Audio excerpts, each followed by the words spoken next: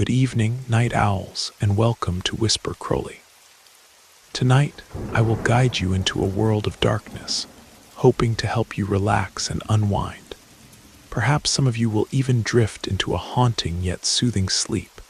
Before we begin, let me know where you're listening from and what time it is for you. And now, we begin.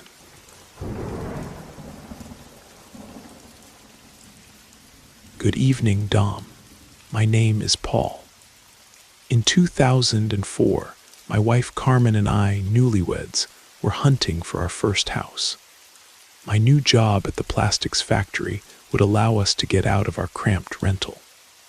We drove through neighborhoods with potholed streets, searching through classified ads on telephone poles. Just when we were about to give up, I found a poster. House for sale with backyard, very low price.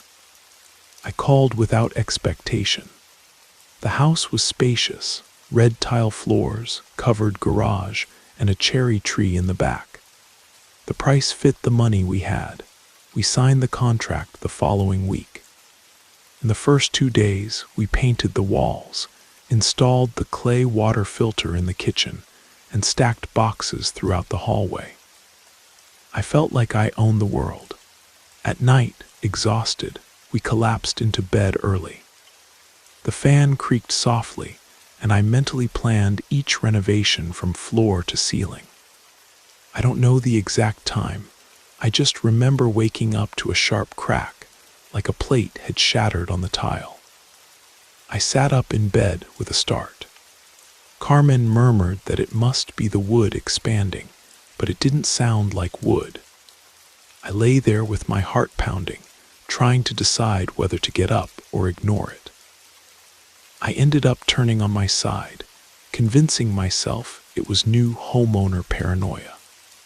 I should have gone back to sleep, but a few minutes later another crack sounded louder and the bed shook. Carmen squeezed my arm. "You heard that?" I nodded, my heart in my throat. I grabbed my cell phone as a flashlight and went looking for my slippers. Each step seemed to make enormous noise on the cold floor. I checked doors, windows, locks, nothing broken. When I returned to the bedroom, I felt a strange chill around my ankles and aimed toward the living room window. It wasn't just outside. Under the weak light of the street lamp, a thin woman was watching me. Tangled hair, stained skin, toothless dark smile. I froze. The stranger didn't blink. She looked like a forgotten mannequin. Carmen's hoarse scream came from the bedroom, the same vision. My cell phone slipped from my hand, falling onto the couch as I ran down the hallway. I found her crouched, crying, staring at the little window above the headboard. "She was there," she sobbed. I took a deep breath, trying to seem calm, but my voice failed. "Maybe it's some lost neighbor. I'll check outside." I didn't believe it myself. I grabbed a hammer from the toolbox and opened the gate. The street was empty, just trash cans barking in the distance. I walked around the block. Nothing. Inside the house, the silence became heavy. I locked everything and kept the hammer beside the bed. We lay there, backs to each other, eyes open, waiting for another crack to prove we hadn't lost our minds. I tried to invent explanations. Homeless woman, hallucination from exhaustion. None convinced me. All that remained was that empty expression, that toothless smile engraved in my head. 2 days later, still unpacking boxes, the power suddenly went out. Fans fell silent. The street became pitch black, only cell phone flashlights cutting through the darkness. I went to the gate. Neighbors whispered behind gates. A traffic light blinked down the hill. I returned, guided by the phone screen, and saw Carmen sitting on the couch, arms crossed, face almost invisible. I passed by her, speaking softly. "Looks like the outage was general. I'll get candles from the kitchen." No response. I thought she was angry about the scare. I entered the kitchen and froze. Carmen was there, rummaging through the match drawer. My voice came out hoarse. "Weren't you in the living room?" She frowned, shaking the matchbox. "I haven't left here since the lights went out." "Why?" I didn't have the courage to explain. I just took the candles and pulled her clothes. We returned to the living room together. The flashlight beam illuminated the empty couch, untouched cushions.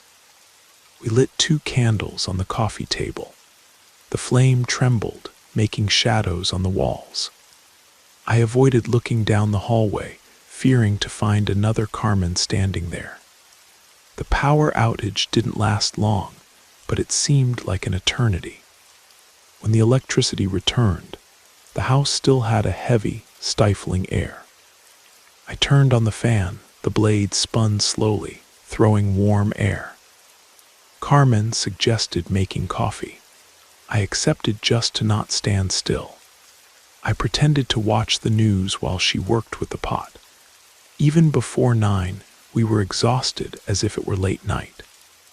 Each creak of the refrigerator, each step from the neighbors in the yard next door sounded like an alarm.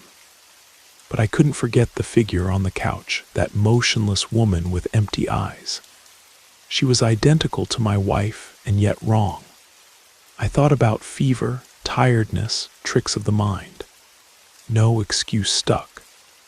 Something inside the house could disguise itself as people I loved. And that gave me a constant little fear that wouldn't turn off. Not with light, not with coffee, not with rational explanations. I tried not to think about the subject anymore, but 2 nights later I woke up all sweaty but cold. I turned to the side and saw Carmen with her back turned, wrapped in the comforter. I pulled the blanket up to her shoulder, whispered that everything was okay. No movement. As sleep had vanished, I walked to the kitchen to light a cigarette. The yellowish light from the stove illuminated the walls a little. I took the first drag and stopped mid-gesture. Carmen was sitting at the table, elbows propped up, looking at the flame. The cigarette almost fell from my hand. She raised her head, red eyes from insomnia. "You got up and left me there in the living room," she complained, her voice dragging. "I covered you because you were cold," I swallowed hard. "Love, you were in bed with me. I'm the one who covered you." A heavy silence. She put her hand to her mouth, then looked toward the hallway as if expecting to hear footsteps. I grabbed a bread knife, not out of courage, out of pure instinct. I did the same with the hammer that was still on top of the refrigerator. We followed together, bare feet, hearts beating so loud I could hear the blood pulsing. The bedroom door was ajar. A strip of light escaped from the bedside lamp, projecting on the floor the silhouette of someone lying down. I wanted to back away, but Carmen murmured almost voicelessly, "If we stay here, this will follow us." I pushed the door. The comforter rose and fell as if someone was breathing there. Each step creaked on the floor. The room smelled of damp clothes forgotten. I stretched out my arm, touched the cold fabric, pulled it all at once. The old woman was lying on her side, hair stuck to the pillow, brown and flabby skin, laughing with her dark gum mouth. I made no sound.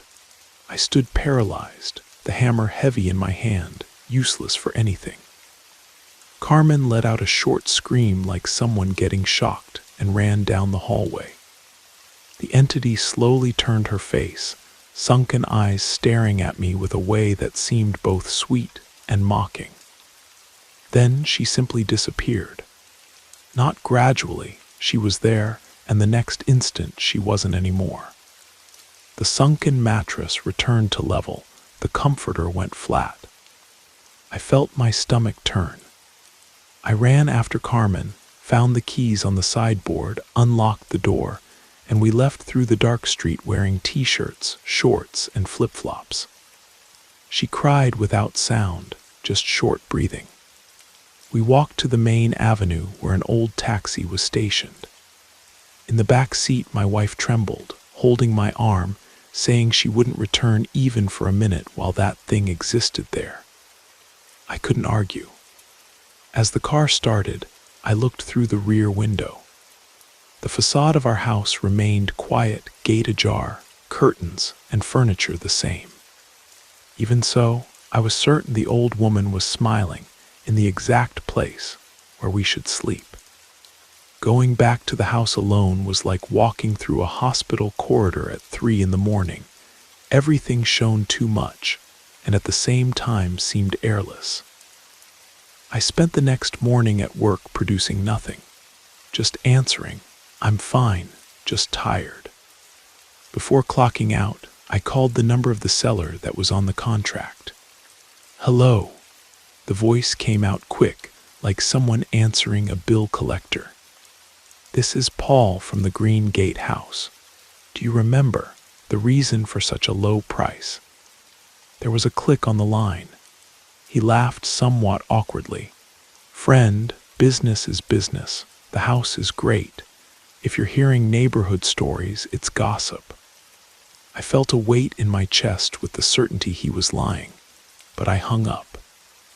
In the afternoon, colleagues heard half of what I told them and already recommended a reliable healer.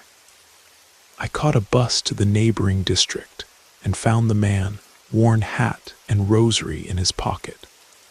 He agreed to go immediately for an amount that in my head was too cheap to expel such evil. The gate creaked when I pushed it. The healer stopped at the threshold, breathed deeply, looked around. "There's something old here," he murmured in a low voice. He took bottles, rue branches, a rusty thurible from his bag. He lit coals, dripped a liquid that smelled like vinegar and wilted herbs. The thick smoke rose, burning the eyes. I went after him, but he raised his hand. "The back room is for later." He moved his lips in an incomprehensible mumble, sprayed water from a scratched can on the threshold, and avoided stepping on the hallway rug. 40 minutes of prayers, buckets of smoke that impregnated curtains, and the guy finished. "The root of this here is old." I managed to break its strength, but it didn't completely leave. The trail is still here, weak. For safety, don't sleep here today. I paid, thanked without believing. The sour smell stuck to my shirt. I left, bought a bottle of vodka at the corner store and a sandwich wrapped in a napkin. I returned before dark. The TV stayed on loud so I wouldn't hear cracks. Between sips, I glanced toward the hallway, expecting the old woman to appear dancing in the shadows. Nothing. Around midnight, I slept sitting on the couch, bottle half empty. I dreamed of muffled laughter like a party in a neighboring apartment. I woke with a start that left me sober instantly. Urgent need to go to the bathroom. The cold tile under my feet brought me back to reality. When I returned, hand on the doorknob, I heard dry knocks at the front door. 2, 3 times exact intervals without force, insistent like a light bill collection. I looked through the peephole and took a step back. Carmen, hair tied back, tense face, stared at me with wet eyes. I opened quickly. She passed by me without speaking, smelled the incense smoke, and frowned. She locked herself in the bedroom. I stayed in the living room, hand trembling on the latch, trying to add up puzzle pieces that didn't fit. Healer, vodka, knocking, Carmen there without luggage or coat. A buzzing started in my ears, small but clear, like someone blowing very close, imitating my breathing. Day was barely breaking when the landline rang loud, breaking the living room silence. I answered with a hoarse voice. "Paul, why don't you answer your cell?" Carmen shot, breathless. My stomach flipped.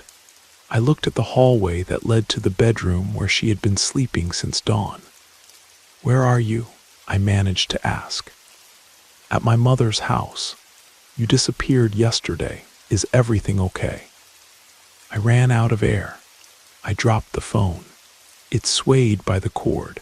I needed to face the imposter to accept the absurd.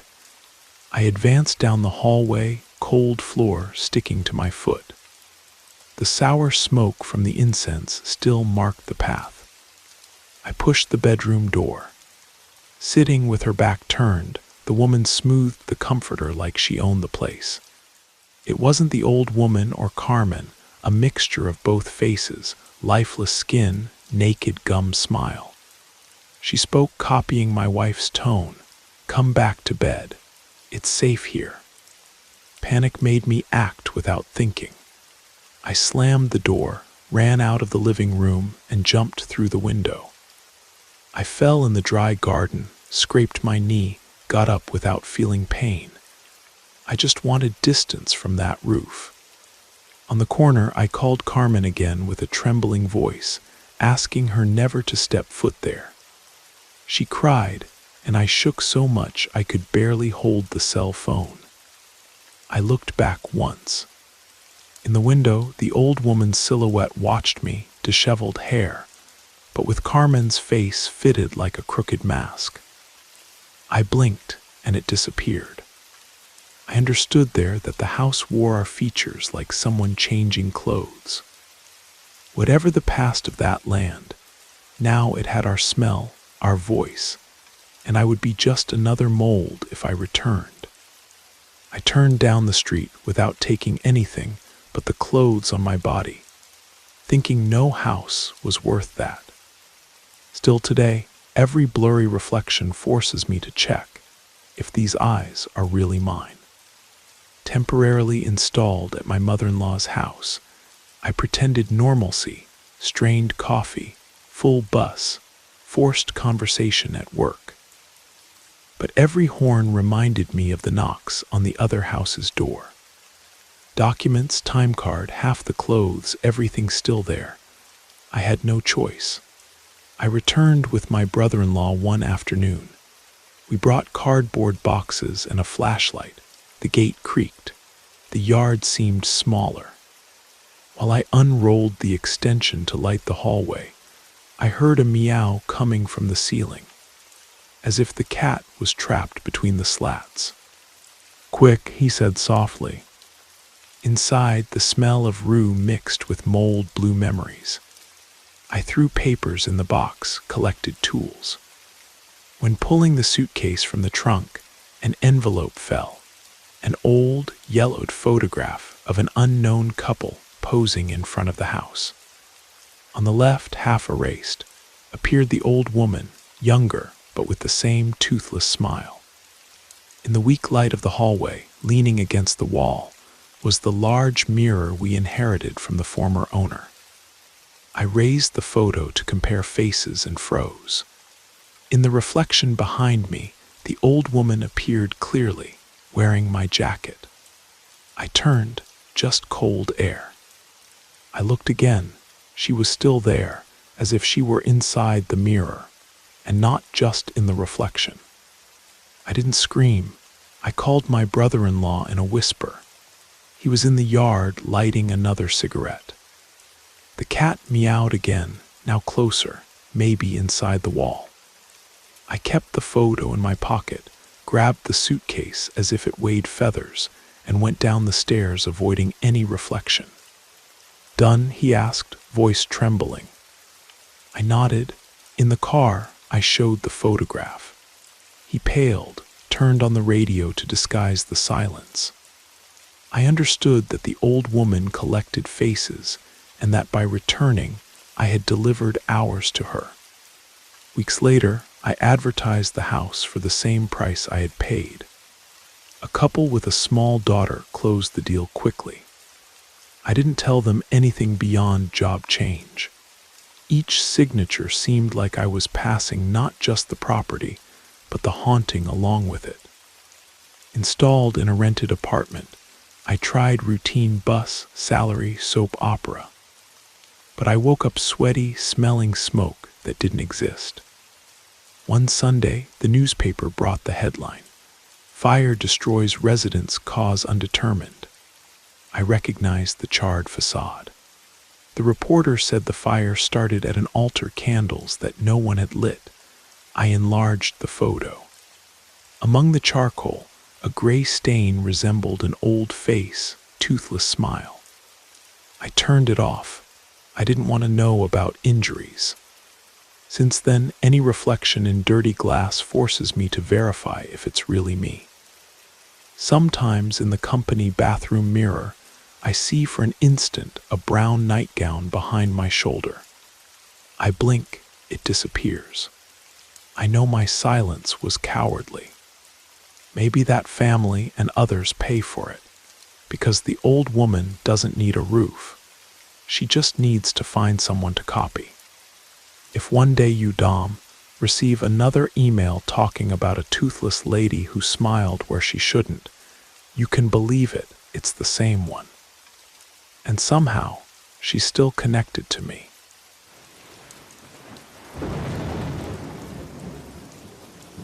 I hope you enjoyed the first story. If you did, don't forget to leave a like. But if I didn't do my job well, feel free to give it a thumbs down.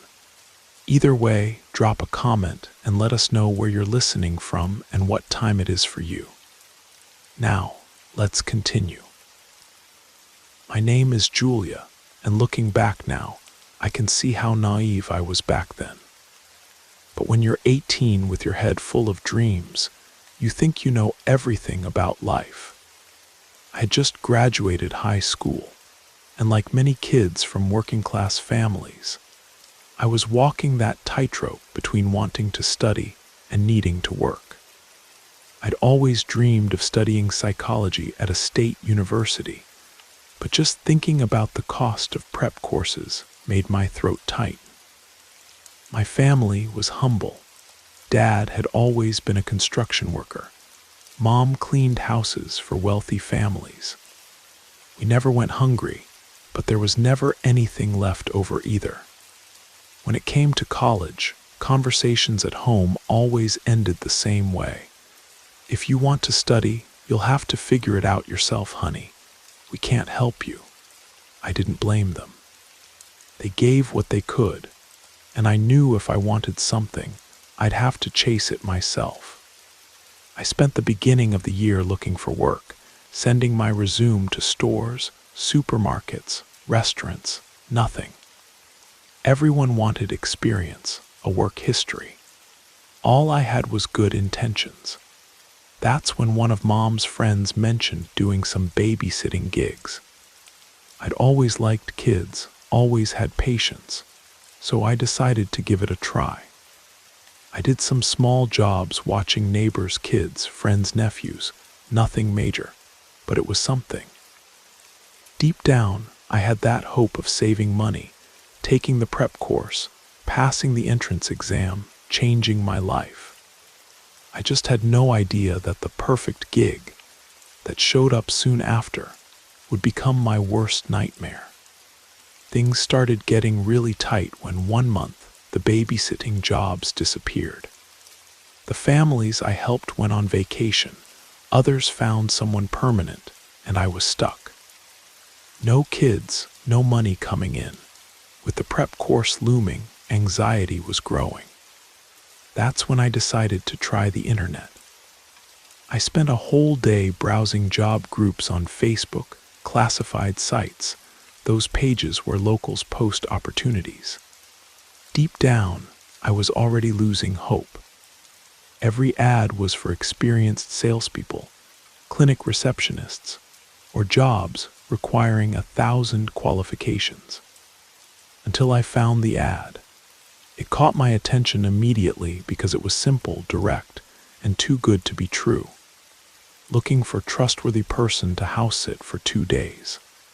House in upscale neighborhood, easy access, excellent pay. Interested parties message privately.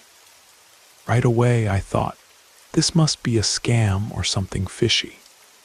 but the neighborhood mentioned in the ad I knew by name.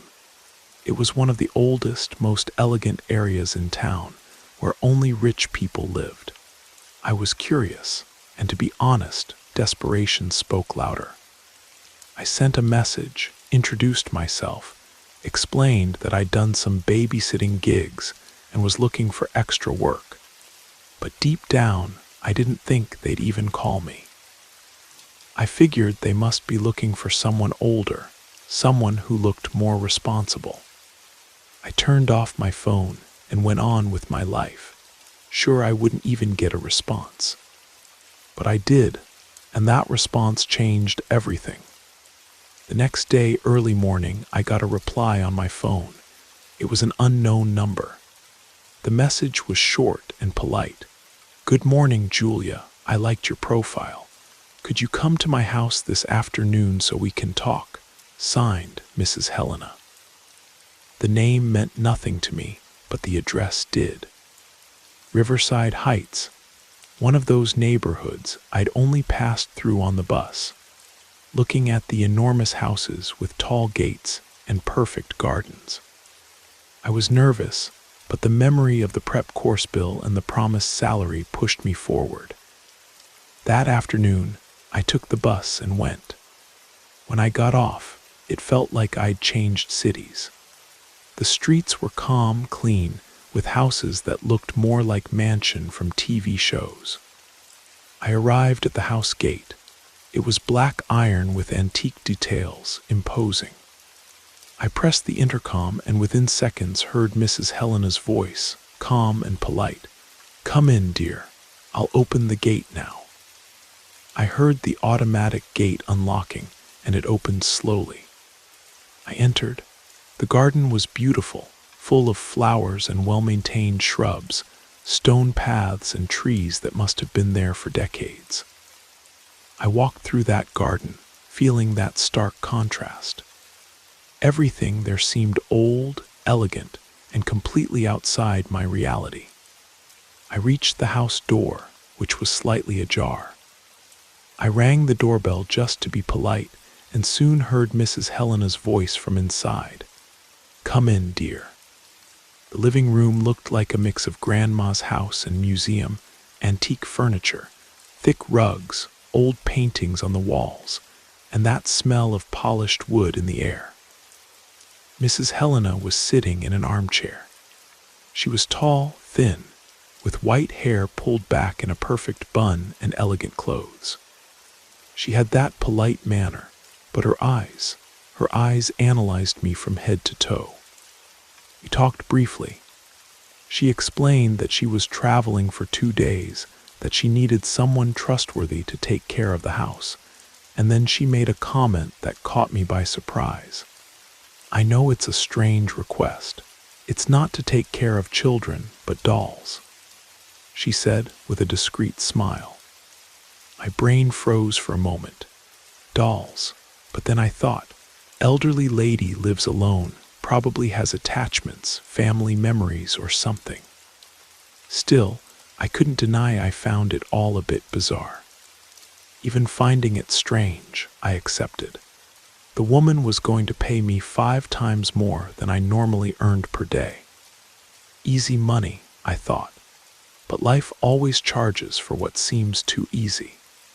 The conversation with Mrs. Helena was quick and objective, just how I like it. She explained everything clearly. The work would start Saturday morning and end Sunday night around 8, just 2 days.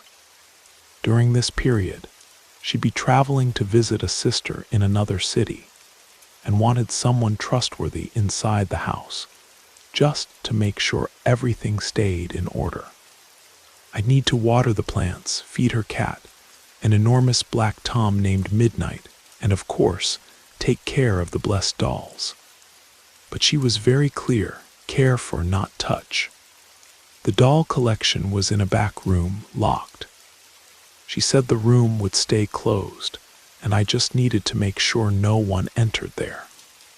That's it. I didn't even need to go into the room. In fact, she'd pay me in cash at the end of Sunday, and the amount was 5 times more than I usually earned in a babysitting weekend. I accepted without thinking twice. I left there over the moon, walking through the upscale neighborhood like my life was finally getting on track. I couldn't wait to tell my mom. I was already doing mental calculations. If I took that money and added it to what I'd already saved, I was close to being able to pay for at least 2 months of prep course. For me, that meant everything, because my biggest fear was exactly that, starting the prep course and not being able to finish for lack of money. Watching my dream of state university slip away because of finances. The job seemed perfect. 2 easy days, great salary, a beautiful, safe house. It didn't even seem real. But I was about to discover that in that house, the problem wasn't lack of security, it was something else entirely. On Saturday morning, I arrived at Mrs. Helena's house at the agreed time. It was around 9 o'clock. The neighborhood was still quiet, that peaceful weekend atmosphere. I pressed the intercom and soon heard her voice like the other time. "Come in, dear. I'm already waiting for you." The automatic gate opened slowly, and when I reached the door, she was already ready to leave. Travel bag on her shoulder, sunglasses, the same impeccable bun. Elegant in that way you only see in wealthy people. We talked quickly. She reminded me of the instructions. Water the plants, feed midnight, who didn't even show up then, lock the door well at night. And of course, don't enter the back room. She reinforced that the room would stay locked, but if by chance the door opened, I shouldn't touch anything. I found it a bit strange that she repeated that, but I just nodded. Before leaving, she handed me a manila envelope. "Here's an advance, Julia. I like to keep people comfortable, especially when I trust what's mine to their hands." I thanked her, a bit embarrassed. Out of politeness, I didn't count the money in front of her. I put the envelope in my bag, wished her a good trip, and within minutes she left, getting into a taxi that was already waiting outside. I was alone in that enormous house. I closed the gate, locked everything, and went straight to the living room, still with the envelope in hand. I sat on the sofa and, curious, opened the envelope. My eyes widened immediately. There was more than half the amount she'd promised already there in cash. New bills, organized. That left me euphoric. It's one thing for her to say she'd pay well, another to see the money in my hand. At that moment, everything else lost importance. I could only think about the prep course, paid tuition, the dream of college. But what I still didn't know is that in that house, not everything can be bought or solved with money. I started work right after Mrs. Helena left. The first thing I did was take a tour of the house just to get oriented. Everything was big and organized. Those old houses that seemed straight out of movies, with heavy wooden furniture, enormous rugs and shelves full of trinkets and books. I went to water the plants as she'd asked. There were pots scattered around the living room, porch, and back garden. Nothing major. I did everything calmly, enjoying the house's silence. Then I went looking for Midnight, the black cat. He appeared soon, rubbing against my leg, all affectionate. He was enormous and lazy, the type that seems like he's seen a lot in life. I gave him food, played a little, and he soon disappeared into some corner to sleep. In the kitchen, while looking for water, I found a note on the table. "Julia, feel free to use the refrigerator and prepare your meals. If you have any questions, you can call me, Helena." I smiled to myself right then. This felt like a dream. Beautiful house, easy to care for, good money, and I could even eat whatever I wanted. It didn't even seem real. I remembered the tough gigs I'd done before. Crying children, demanding mothers. This was paradise. I made a snack, sat on the porch, and spent some time there looking at the garden, feeling that rich house atmosphere where everything seemed to work. The strange part about the locked room, the dolls, had already left my mind by then. I could only think that I'd finally gotten lucky. But as my mom always said, when charity is too much, the saint gets suspicious. When night fell, I'd already done all the day's tasks. The plants were watered, Midnight was fed and sprawled on the sofa like he owned the house, sleeping heavily. I decided to make a snack before bed. I went to the kitchen, prepared a sandwich, got some juice from the fridge, and threw myself on the living room sofa. Mrs. Helena's TV was absurd, enormous, one of those that looks like a movie screen. Right then, I thought it would be the best part of the weekend. Eating, watching series, and Sunday night, guaranteed money in my pocket. But the peace didn't last long. I was there distracted when I heard a noise coming from inside the house. It was low, but enough to chill my spine. I stopped what I was doing, turned down the TV volume, and listened. Another noise, like a door moving or a creak in the wooden floor. My heart raced immediately. The first thing that came to mind was burglar. Someone broke in. I turned off the TV and the living room lights. I stayed in the dark, still, trying to listen better. Silence took over. I stayed there for several minutes, motionless, stomach churning, ear alert to any sound, but nothing else happened. After a while, I gathered courage.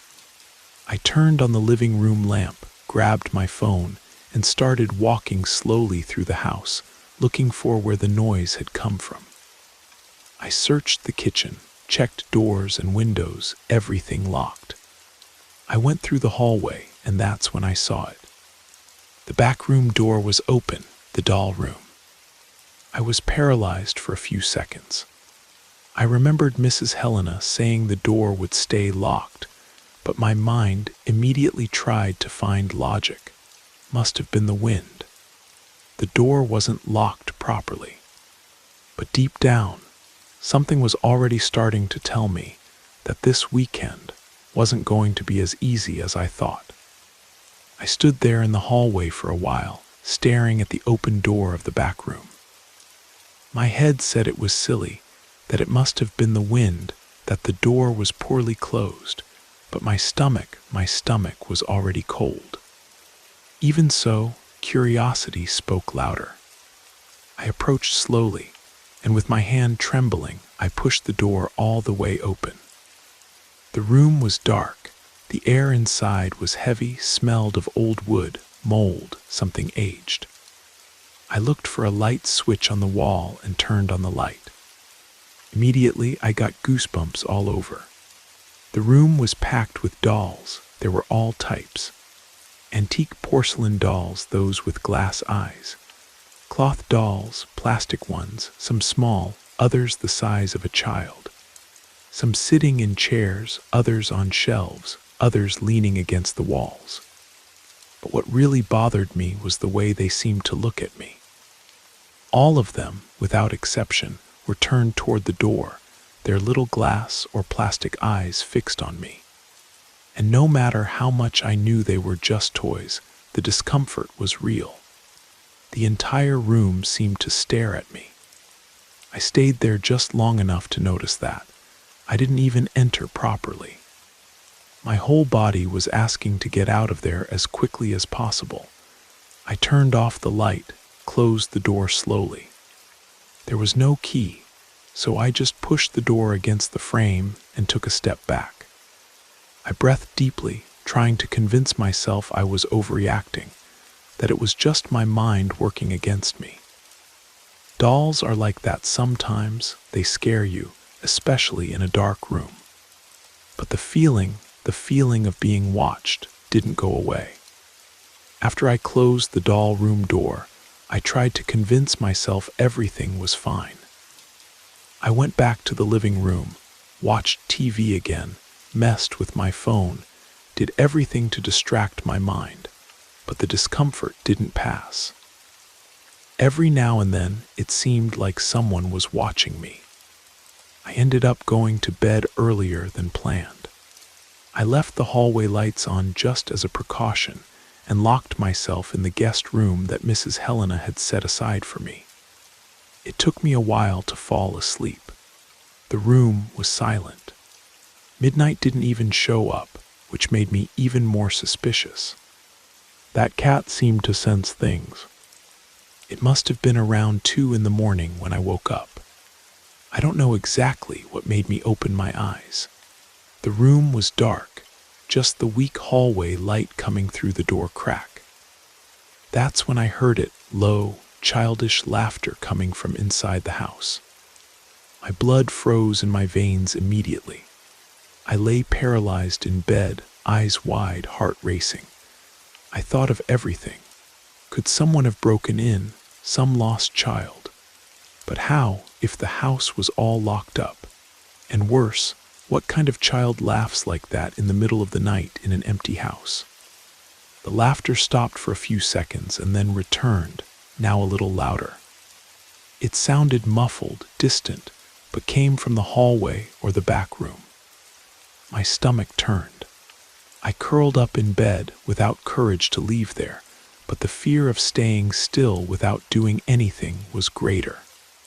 I grabbed my phone, the screen lit up my face, no signal. The Wi-Fi was down or had fallen. I got up slowly, legs trembling, and went to the bedroom door. I opened it just enough to peek into the hallway. It was empty, but the dim light revealed something that made my heart almost stop. The doll room door was open again, and the laughter had stopped. But the silence now seemed much worse.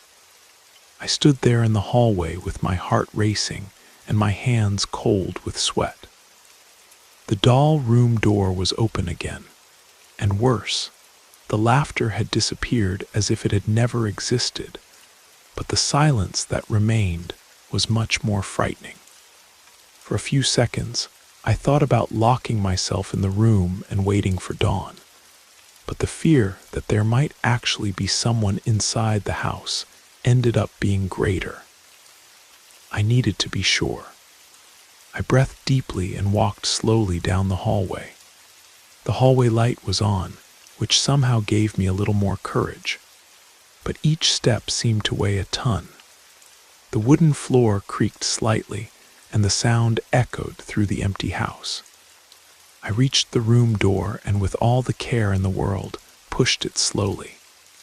The hallway light illuminated the interior. The dolls were different. It wasn't just my impression. Some were on the floor, leaning against the walls, others in the middle of the room as if they'd been dragged or had fallen. Some seemed closer to the door than before, almost as if they were coming in my direction. The air was heavy, the smell strange, and the most bizarre thing was that they all continued looking at me. Those little glass and plastic eyes fixed on me as if they'd just finished moving. My mind immediately tried to find an explanation. Maybe when I closed the door before, some fell, but all of them dragged. It didn't make sense. My stomach churned, my mouth went dry. I closed the door again, just pushing it closed like before. There was no key, I couldn't lock it. But this time, I pushed a chair against the door, just to be sure. I went back to the room, locked myself in, and spent the rest of the night awake, listening to every sound in the house. The problem is that the sounds didn't stop. The rest of the night was hell. I was lying in the room, heart accelerated, ear alert to every creak of the house. The sounds came and went, but I tried to convince myself it was the wind, the wood, the old house. But around 4 in the morning, I heard a louder noise, a sharp, loud crack coming from the hallway. Fear gripped my chest, but at the same time, I didn't want to stay there waiting for the worst. I got up slowly and opened the bedroom door. The hallway was the same way, silent, light on. When I looked ahead, I got a fright. The chair I'd put against the doll room door was fallen on the floor, and the door was ajar again. I stood there, body frozen, cold sweat running down my back. 1,000 thoughts ran through my head, but the truth is that right then I could only think of one thing. I needed that money. Even dying of fear, I went back to the room, closed the door, and tried to sleep, but it was impossible. I kept tossing from side to side, eyes glued to the ceiling, whole body tense, until the sky started to clear. When day finally dawned, my head started working again. I kept asking myself what was happening there, why that house, that job that seemed so perfect, so easy, paid so well. Nobody pays 5 times more without reason. But at the same time, I knew I needed to finish the job. There wasn't much left. Mrs. Helena was coming back that night around 8. I breathed deeply, gathered courage, and left the room. Even scared, I went to do the day's tasks. I watered the plants, fed Midnight, who looked at me from afar with that strange cat way that seems to understand more than it should. The house was silent, but the weight in the air continued there. And I knew that until the end of the day, this still wasn't over. I tried to act like everything was normal.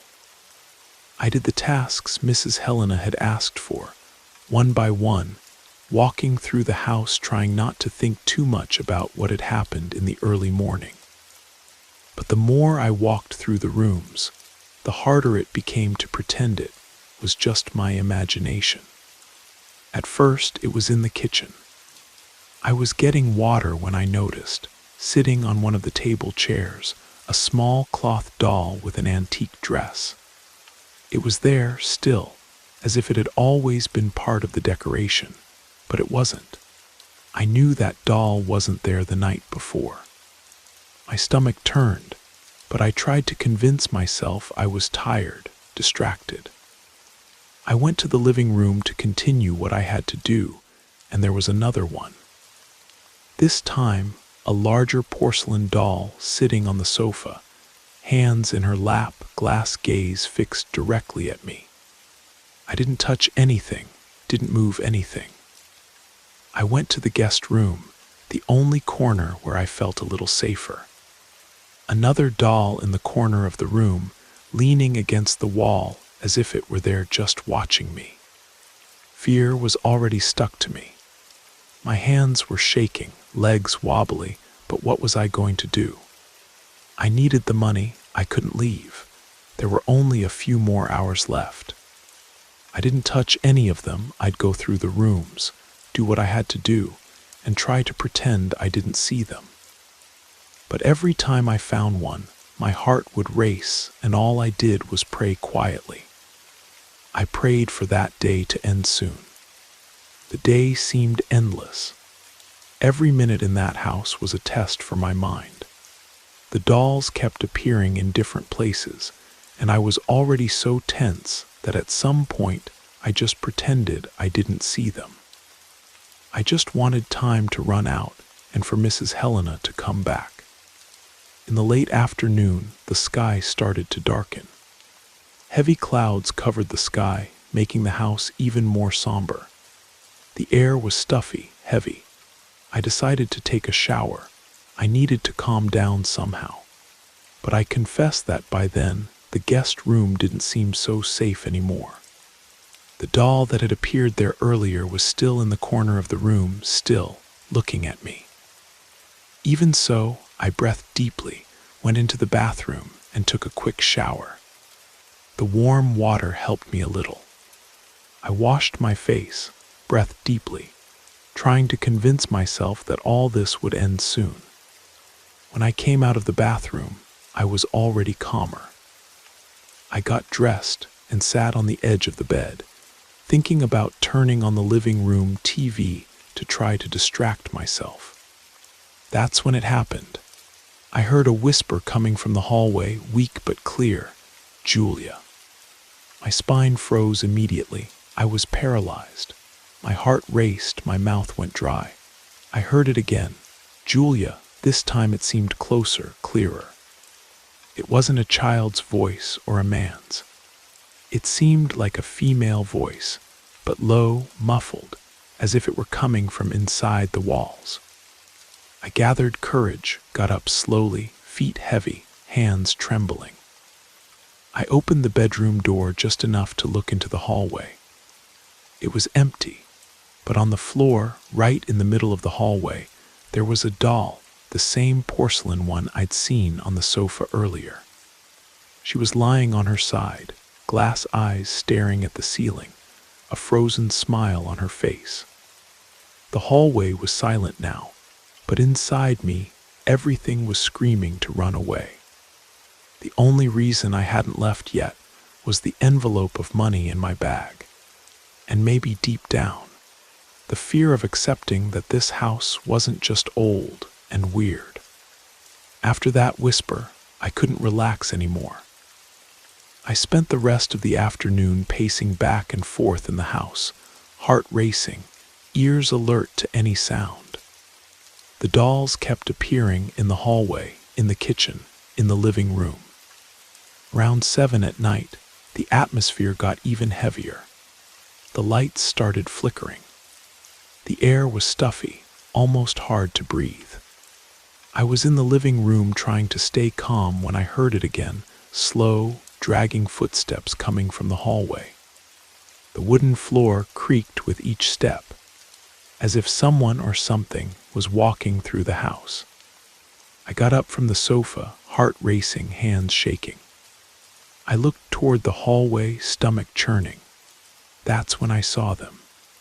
The dolls, several of them lined up on the hallway floor, seemed to surround me, each one with that fixed glass gaze, still, but at the same time almost alive. And then one of them fell to the floor by itself, as if it had been pushed. Panic consumed me. I started crying, pacing back and forth. I grabbed my bag, my phone, ready to run out of that house. That's when I saw the automatic gate opening. Mrs. Helena had arrived. I ran to the door. I opened it, face wet with tears, body shaking. She was standing at the entrance with the same calm, elegant air as always. But her eyes analyzed me quickly, cold, without any surprise. "What happened to you, girl?" she asked without changing her tone of voice. I tried to explain. I talked about the noise, about the dolls, about the whisper, but she didn't even let me finish. Her face became serious, cold, as if she were disappointed. "I asked for just one thing, that you not touch the dolls," she said firmly.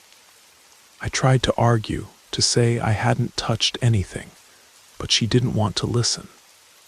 She took her bag, opened the envelope with the rest of the payment, and handed me the money. "You'd better go," she said dryly. And that's what I did. I took the money, left almost running from that house without looking back. I never went back. To this day, when I remember that night, I feel the same chill running down my spine. And whenever I pass by that neighborhood, I just quicken my pace. It's been several years since that weekend. I went on with my life, finished prep course, managed to get into college, never accepted any more babysitting gigs, not for rich people or anyone else. But every now and then I still find myself thinking about that house, those dolls, the way Mrs.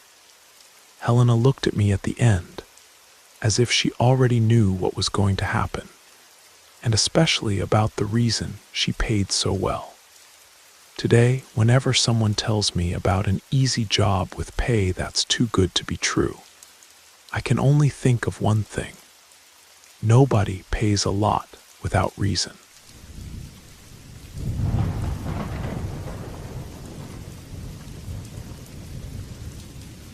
There are things you experience and think you'll forget. And there are things that stay with you for the rest of your life. No matter how much you want to bury them in the past, what happened in that house that night is one of those things. At the time, I was 16. My parents were going to travel for the weekend, and for me, that was the best news of the month. I'd have the house to myself, no one bothering me, no rules. Just me, my gaming console, and of course, my phone ready to call friends if I wanted to. But it turned out nobody could come. They were all busy or traveling. And I was left there alone on a Saturday night with a light rain tapping against the window. The house was old, not one of those falling apart houses, but it had some good years on it. My room was at the end of the hallway, white walls a bit stained by time, you know. Nothing that bothered me. I spent the night gaming, listening to music, until the power went out. It happened suddenly. First a quick flicker, then everything went dark. Darkness took over, and the only sound was the rain hitting the roof. I grabbed my phone, turned on the flashlight, took a general look around. Nothing major. I decided to lie down and wait for the power to come back. But when I leaned against the bed and my phone's light illuminated my bedroom wall, I saw it. There was something written there. At first, I thought I was seeing things. I got closer, rubbed my eyes, but it was there on the white wall, as if someone had scratched with charcoal or black paint, dark lines like someone had rubbed charcoal or graphite, scribbling randomly. They didn't form words or drawings, just scratches. But the worst part is that I hadn't done that. No one had, and I was alone. I tried to convince myself it was silly, that maybe the scratches had always been there and I'd never noticed. The phone's weak light, the rain outside, the silence, everything was conspiring for my mind to start making things up. But I couldn't deny it. Those marks were recent. I got a damp cloth from the bathroom and went to try to clean it. I scrubbed hard, but the cloth just smeared the marks. The more I rubbed, the more it seemed like the charcoal or whatever it was spread on the wall. I breathed deeply, annoyed. I got a sponge and soap. I kept scrubbing again. This time the marks started to disappear. The wall went back to being white, just with some damp spots from the soap. Right then I felt relieved. I thought I'd solved it. I went back to bed, still with my phone in hand, and lay there. My heart gradually slowed down. The power didn't come back that night. I stayed in the dark, listening to the rain, the sound of the wind. I only managed to fall asleep in the early morning after much tossing in bed. When I woke up, day had already broken. The morning light came through the window, weak and gray with the sky still cloudy. That's when I saw it. The marks had returned, but they were no longer just random scratches. Now they formed letters. My name, Gabriel, written crooked, shaky, as if someone had drawn it with charcoal or with a dirty finger. Below my name, just one word, next. I stood there, chest locked, air trapped. I tried to think of explanations, jokes, coincidences, but there was no one with me in that house, and those words weren't there for nothing. I kept staring at that wall for several minutes, trying to process what I was seeing, my name written crooked, dirty, as if someone had rubbed their finger with charcoal or black paint. And right below, that word, next, hammering in my head. Next what? Next to whom? Next to what? I didn't even know if that made sense. I just knew something wasn't right. I got up from bed and went straight to check the windows and doors. Everything locked. No sign that anyone had entered the house. At least the power had come back around 7 in the morning. The lights turned on again, as if nothing had happened. Right then, that gave me some relief. But now, looking at those inscriptions on the wall, it seemed like the worst was just beginning. I grabbed the cloth and soap. I started scrubbing hard, heart racing. I managed to erase it again. The wall was stained but clean. I spent the whole day on alert. Every sound made me jump. Every dark corner of the house seemed to hide something. Night came. I stayed the whole time with the lights on, phone charged, as if that would protect me. But around 9 at night, the power went out again. It was quick, 5 seconds at most. The lights went out, darkness took over, and soon after they came back. But when the lights returned, I saw the inscriptions were back. Only this time they had spread across the entire bedroom wall. Various names, some smudged, others still clear, names I'd never heard, but the pattern was the same. Below each name, the same word, next. And in the corner, my name, with the word written right below, the stroke still fresh as if it had just been made. I understood the message, and now it was my turn. I stood there in the room, staring at those inscriptions, trying to understand my name, the word next, other names, all with the same word written below. What did that mean? Next what? Right then, panic took over, but my mind tried to find logic. Was it some prank, some joke from the school kids? But no one had the house key, and the doors were locked. I ran my hands over my face, trying to breathe deeply. The power had returned, the lights were on, but the room seemed darker and darker. I approached the wall and read some of the names. They were common names: John, Camilla, Philip, Renata. Nothing that sounded familiar to me, but all of them crossed out, some smudged, others as if they'd been erased in a hurry. Only mine was clean, recent. And then in the corner of the wall, almost hidden behind the dresser, I found something that made my stomach turn. A date written small, crooked, almost disappearing in the wall paint. It was the next day, the day after what I was living through. That couldn't be a coincidence. I felt the air disappear. The room seemed to shrink around me. I went to the living room, paced back and forth, turned on my phone. No calls went through, the signal dropped. The rain outside wouldn't let up. I tried to convince myself I was overreacting, that it could be stuff from my head. But every time I closed my eyes, I saw the wall, I saw my name, I saw that word next. As if there was a list, an order. And now my turn had come. But my turn for what? I still didn't know. I wouldn't take long to find out. I spent the rest of that night awake. I couldn't close my eyes no matter how much I tried. Every creak of the house, every sound of rain, the wind hitting the windows, everything seemed to say the same thing. My turn was coming. The worst part is that rationally I knew it didn't make sense. But at the same time, there was an instinct warning me not to ignore it. A fear I'd never felt before. When morning came, the atmosphere didn't improve. The sky remained gray. The rain only gave a break now and then. My parents would only return at the end of Sunday. I looked at the walls again. The names were still there, mine too, and the date today. I didn't know what to expect. I thought maybe someone would show up, that something physical would happen to me. But the truth is it was worse than that. I started feeling sick. It was as if the air in the house was heavy. My head hurt, my vision blurred. I spent the day locked in the room without courage to leave.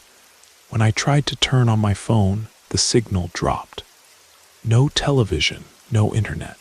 It was as if the house had isolated me from the world. And then, around 8 at night, it happened. I was sitting on the bed, sweating cold, when the power went out again. But this time it didn't come back. The room went into total darkness. The only light came from lightning outside that illuminated the walls for a second. It was enough. The inscriptions had spread across the entire wall, and in the middle of so many names, mine was crossed out. Right then, I felt my chest lock up. It was as if I'd been marked, as if I'd gone through the same thing as all the others who were there. And the worst part, I have no idea what happened to them. When my parents arrived at the end of the night, the power came back as if nothing had happened. The walls were clean, no sign of the names or the word next. Only I knowing what I saw. To this day, I can't explain it. I just know that somehow I was next, and I was never the same again.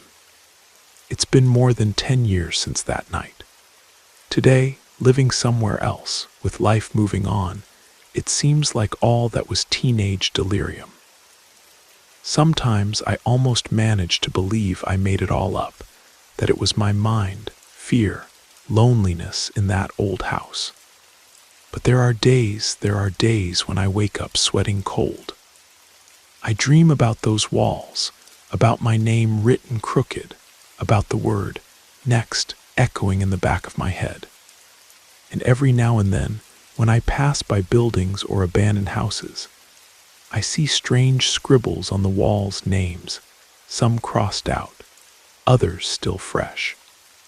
And every time I see them, I remember what happened to me and think, who will be next?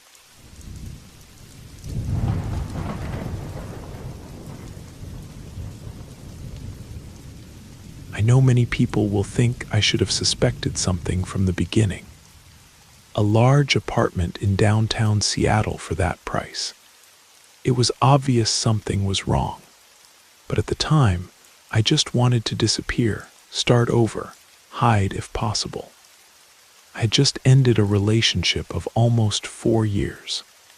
The kind of breakup that doesn't end properly, you know.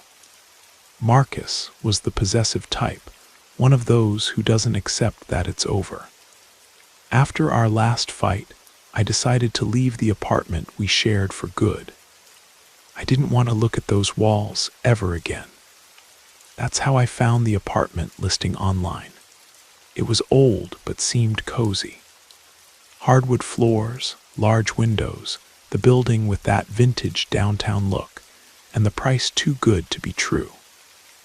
The realtor seemed as nervous as I was, a thin guy with deep dark circles who barely explained the basics. He handed me the keys like he was relieved to get rid of the place. It's already clean, just bring your stuff. The owner always leaves some furniture for tenants, he said, almost stumbling over his words before leaving in a hurry. I brought only the essentials on the first day, some boxes, clothes, and Leo, my cat. He'd always been skittish, but that night he seemed different. He stood still in the hallway, all his fur standing up, ears back, staring at the living room. I tried to play with him, but he wouldn't move. He kept staring at an old brown armchair, faded, that was already in the apartment when I arrived.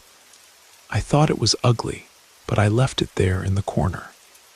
I couldn't do anything about it, it was the owner's. While organizing things in the kitchen, I found a lighter inside one of the cabinets. It was old, heavy, dark metal with the initials DR engraved. I thought it had been forgotten by some previous tenant. I left it there on the counter. In the early morning, I woke to a crack from the living room. You know that dry sound of wood giving way? That was it. My heart sped up, but I tried not to worry. Old floors make noise, I kept telling myself. If I had known what was coming, maybe I would have left that same night. In the first few days, I tried to convince myself everything was fine. Moving always messes with your head, especially after what I'd been through with Marcus. But there were things there that couldn't be explained so easily. It started with small things. One day I found a torn photograph under the bed. It was an old photo, kind of faded. There was a man in it, but the face was torn. You could only see the background.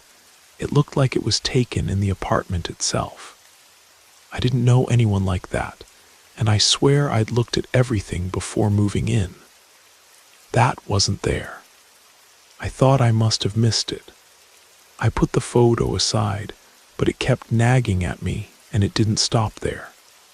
One morning I woke up and went to the kitchen. There were bread crumbs on the counter. I'm super organized. I know I didn't leave anything there, and I didn't even have bread at home. I stood there staring at it, that cold feeling in my stomach, trying to find an explanation. I thought about mice. I thought about forgetfulness, but it didn't seem right. Leo was getting worse. The cat that had always been my companion now avoided several corners of the house, especially the living room, near where the ugly armchair used to be before I threw it away. When I tried to take him there, he'd freeze, eyes wide, claws out. And then there was the television. At first, I thought it was a defect. I was alone on the sofa, messing with my phone, and suddenly the channel changed by itself. First, I thought about the remote, checked the batteries, looked at everything. Then it happened again, with the remote far away on the table. There was one night I woke up to the sound of the TV on. I was sure I'd turned it off before sleeping. When I went to the living room, the screen was on static, that low hiss, white light illuminating the empty room. I started asking myself if the problem was the apartment or if it was me. But deep down, I think I already knew the answer. It was only after about 2 weeks that I really started getting scared. Until then, I clung to logical explanations: TV malfunction, scared cat, forgotten old objects.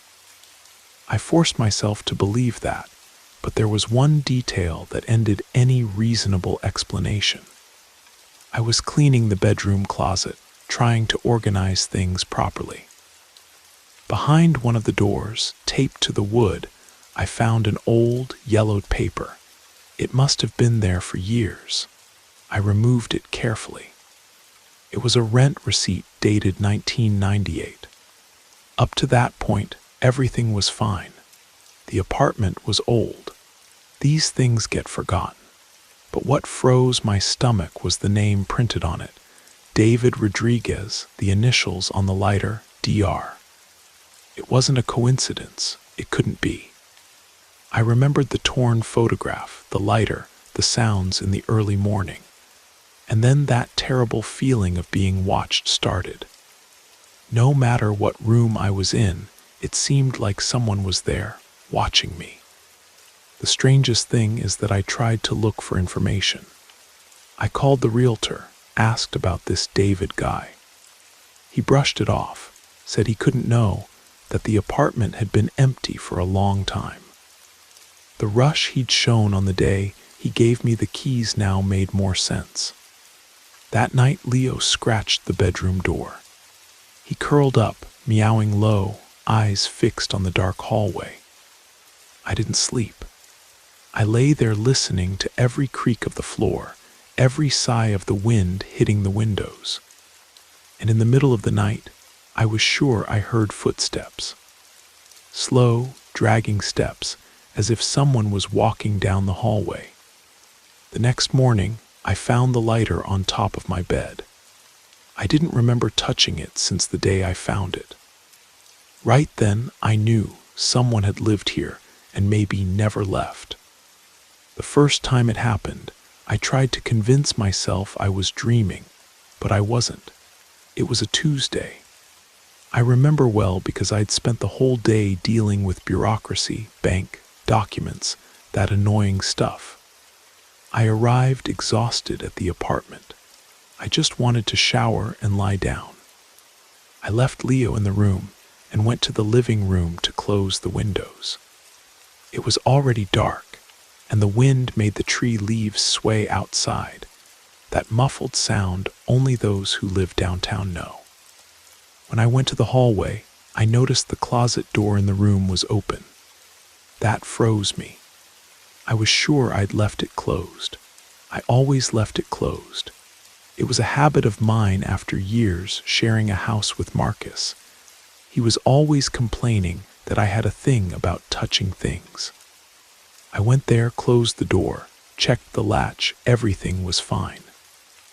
I went back to the living room, sat on the sofa, and turned on the TV, trying to distract myself. 10 minutes later, I heard the sound, a slow creak of old wood moving. It came from the room.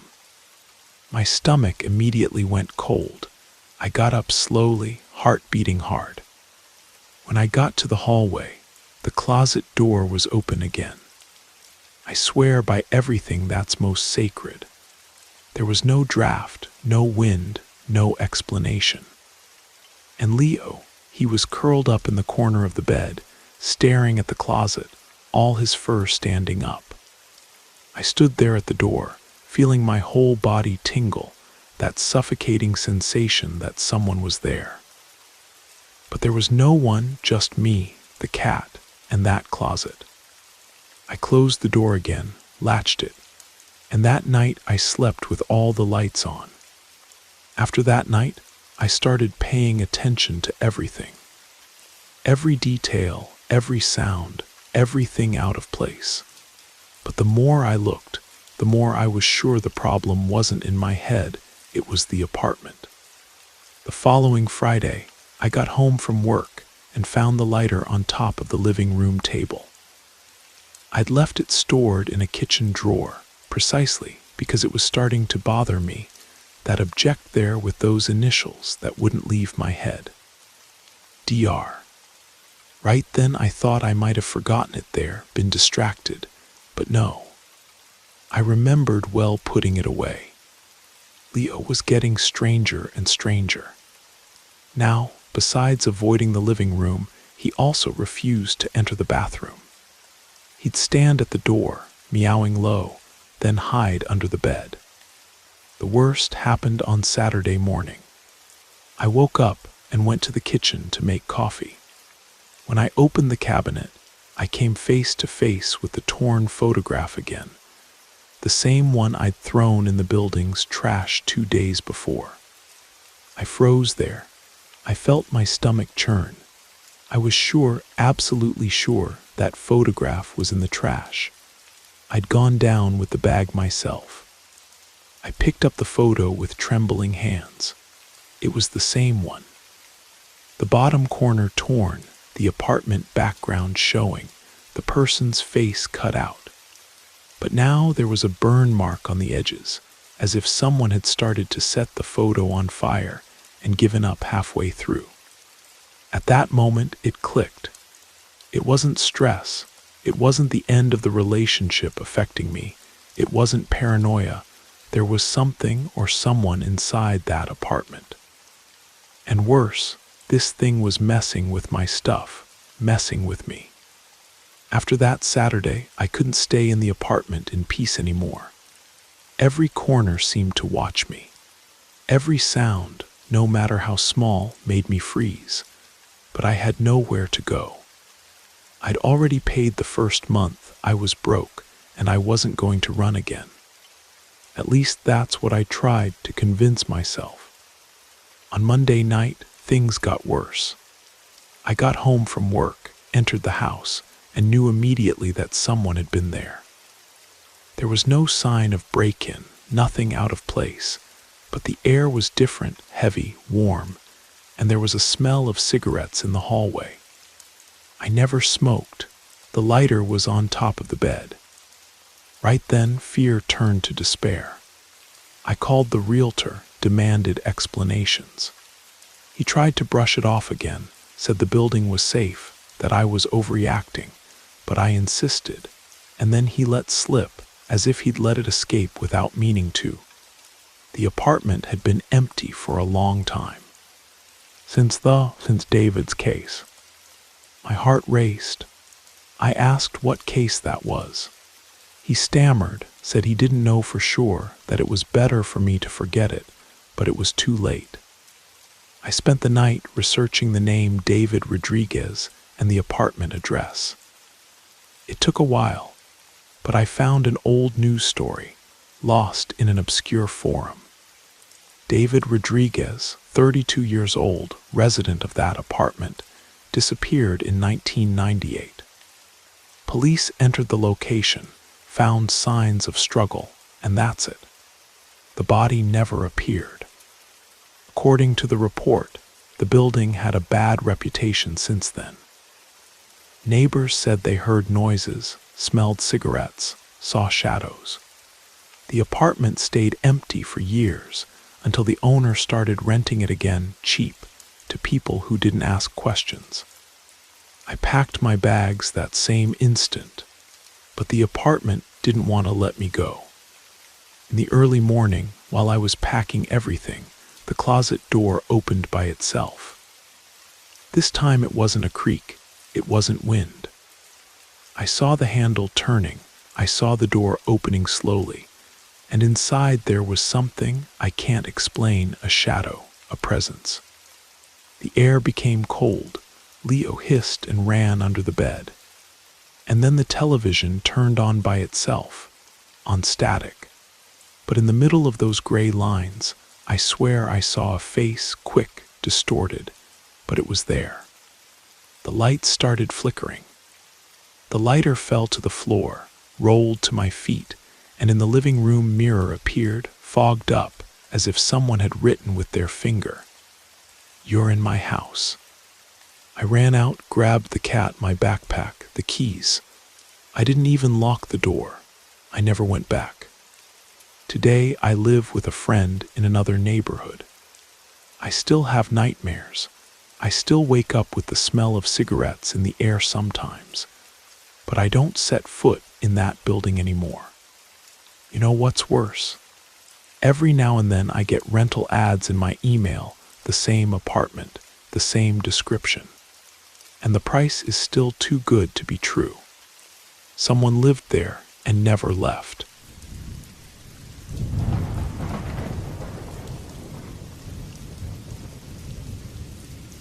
Some folks tell stories about their grandparents, their parents, or people they knew. But what I'm about to tell you happened to me personally. Back in the late 80s in Pine Ridge County, Montana, right on the border with North Dakota. My name is David Carter, and I've always loved playing football. Even today, I still throw a decent pass when I get the chance.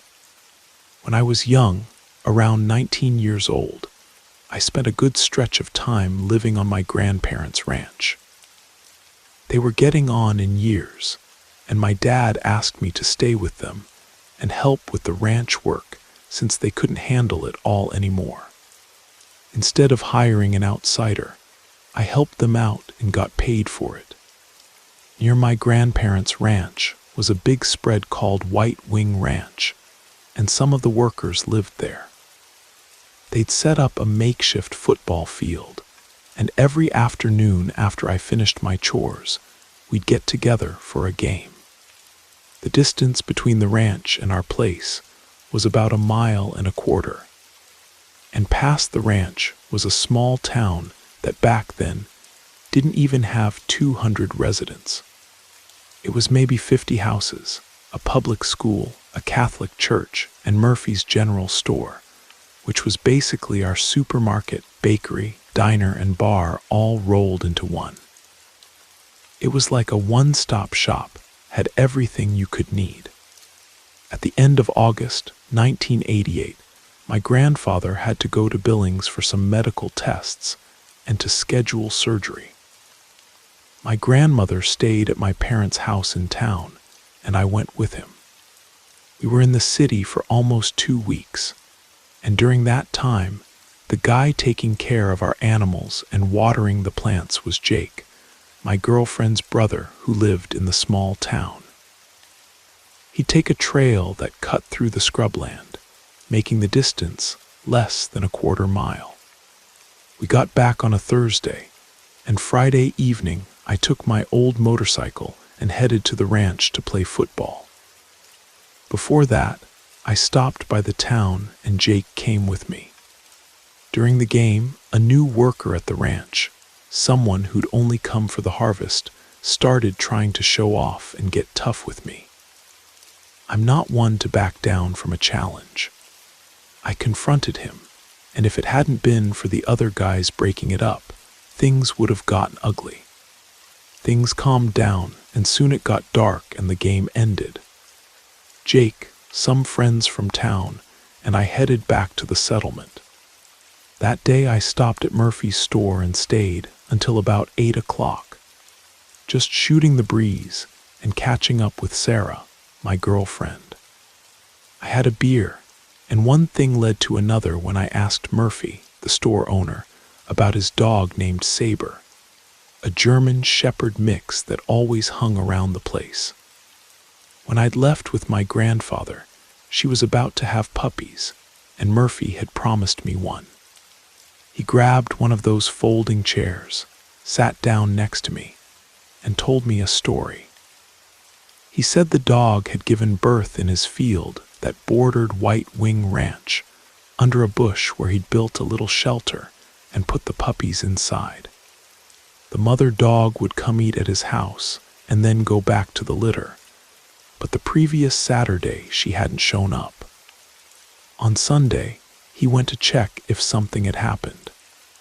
When he got to the field, he didn't see the dog or hear the puppies whimpering. He went to where they'd been, and when he got there, he only found the puppies' heads and no sign of the mother. He thought she might have eaten her own pups, but what was strange was her disappearance. He searched around and further ahead caught the smell of rotting flesh. When he went to investigate, he only found some pieces and the dog's head. Right then and there, he cried like someone had died. When he told me this, I immediately thought it might be a mountain lion. But sitting in a chair by the counter was an old man named Jason, who quickly contradicted me and said, "Mountain lion, nothing. That's the work of a werewolf. But you modern folks don't believe in anything. God help you if you ever run into one of those creatures. I'm not saying this because someone told me I've seen one many years ago, and to this day I still get scared just thinking about it. My luck and the luck of the others who were with me was that the beast can't climb trees, because if it could, you wouldn't even know me today." Old Jason didn't give many details, but it seemed like Murphy was also starting to think that this so-called werewolf had killed the dog and her puppies. I didn't pay much attention because up until that moment, I didn't believe in anything supernatural. But Jake said that while my grandparents and I were traveling, there was one day when he left the ranch almost at dusk and didn't come by the road. He preferred to come through the woods along the trail, and he had the feeling something was following him. I didn't believe him. To me, it was just Jake trying to pull my leg. After that, my girlfriend and I went off by ourselves and stayed until about 10 at night, hanging out near the church. Then I said goodbye and headed back to the ranch. Right at the edge of town was a small pond, what we call a stock tank, on the right side of the road. I spotted what looked like someone at the edge of the pond, so I turned my motorcycle's headlight and saw a man start rolling in the sand, seeming to writhe in pain. From that distance, I couldn't see exactly who it was or what was happening, but I could hear some words that seemed to be mumbled. Right then, I went back to town and called my girlfriend's father and some other people, thinking that if it was someone from town who went fishing and got sick, they'd come help. They came in Murphy's pickup truck, and when we got there, nobody was there. But at the spot, there were marks showing someone had been thrashing around. Old Jason, who by then was more drunk than sober, stepped away to relieve himself and came running back saying he'd seen a dark figure among the trees. Some believed him, but I thought it was just his imagination. Since we didn't find anyone, they went back to town and I took my motorcycle back to the ranch. When I got there, I went in and slept peacefully. The next day, early in the morning, I told my grandparents about what I'd seen by the pond and even joked about old Jason's obsession, saying it was a werewolf. My grandfather looked at me seriously and said that in this world, everything exists, good things and bad things, and asked me to be careful on my motorcycle rides from town to the ranch, since I always came home late at night. Of course, I wasn't going to argue with my grandfather. I agreed with him, and after that, I only stayed in town until 8 at night at the latest. The next month on a Friday, work ran late and I didn't go play football at the ranch. But around 7, I went to town and stayed there until about 9. Then I remembered my grandparents had asked me not to stay out late, so I decided to head back. When I was passing through the Petersons' grove, almost reaching my grandfather's ranch, I heard a gunshot. Right away, I accelerated the motorcycle, and when I got near the gate, I saw something big jumping over the fence and crossing the road. My heart raced, and as soon as I got in front of the house, my grandmother opened the door and immediately called me inside. When I went in, my grandfather was reloading his shotgun. Somewhat confused by the situation, I asked my grandmother what had happened. She told me they were in the living room watching television, actually. She was watching because my grandfather kept dozing in his old armchair, when they heard a strange noise coming from the chicken coop, and our dogs started barking and whimpering like they were scared to death of whatever was attacking the birds. My grandfather thought it might be a fox or a raccoon, but my grandmother said if it were those small animals, the dogs would attack. In any case, he grabbed the shotgun and flashlight and went out to the yard. When he shined the light, he saw an animal that looked like a dog trying to break through the wire mesh. That's when he shot, and the creature let out a howl, stood up on 2 legs, and ran toward the front of the house. My grandfather ran and locked the door. That's when they heard the noise of my motorcycle, and they were afraid the beast would attack me on the road. That night, the creature didn't return. However, my grandfather stayed up all night, dozing in the armchair in the living room instead of going to sleep in the bedroom with my grandmother.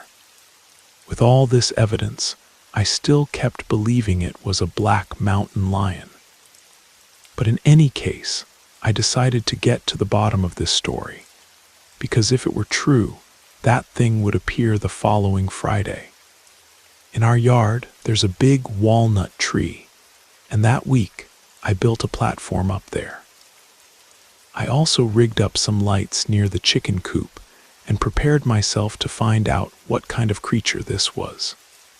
During the week, word spread throughout the region that some beast was attacking, and everyone in town was talking about it.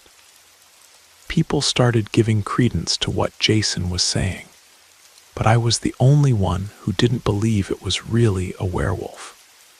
That's why I said it was nonsense, and that I'd built a wooden platform in the walnut tree, and that on Friday I'd wait for the werewolf to show up and put some bullets in it. On Friday, I didn't even go to my girlfriend's house. I stayed at the ranch, and around 8 o'clock I grabbed the shotgun, a hunting knife, a thermos of coffee, and climbed up. Until 3 in the morning, nothing. No sign of the so-called werewolf. After that, I climbed down and went to bed. On Saturday, I went to town, but before leaving, my grandfather called me to the gate and handed me a revolver.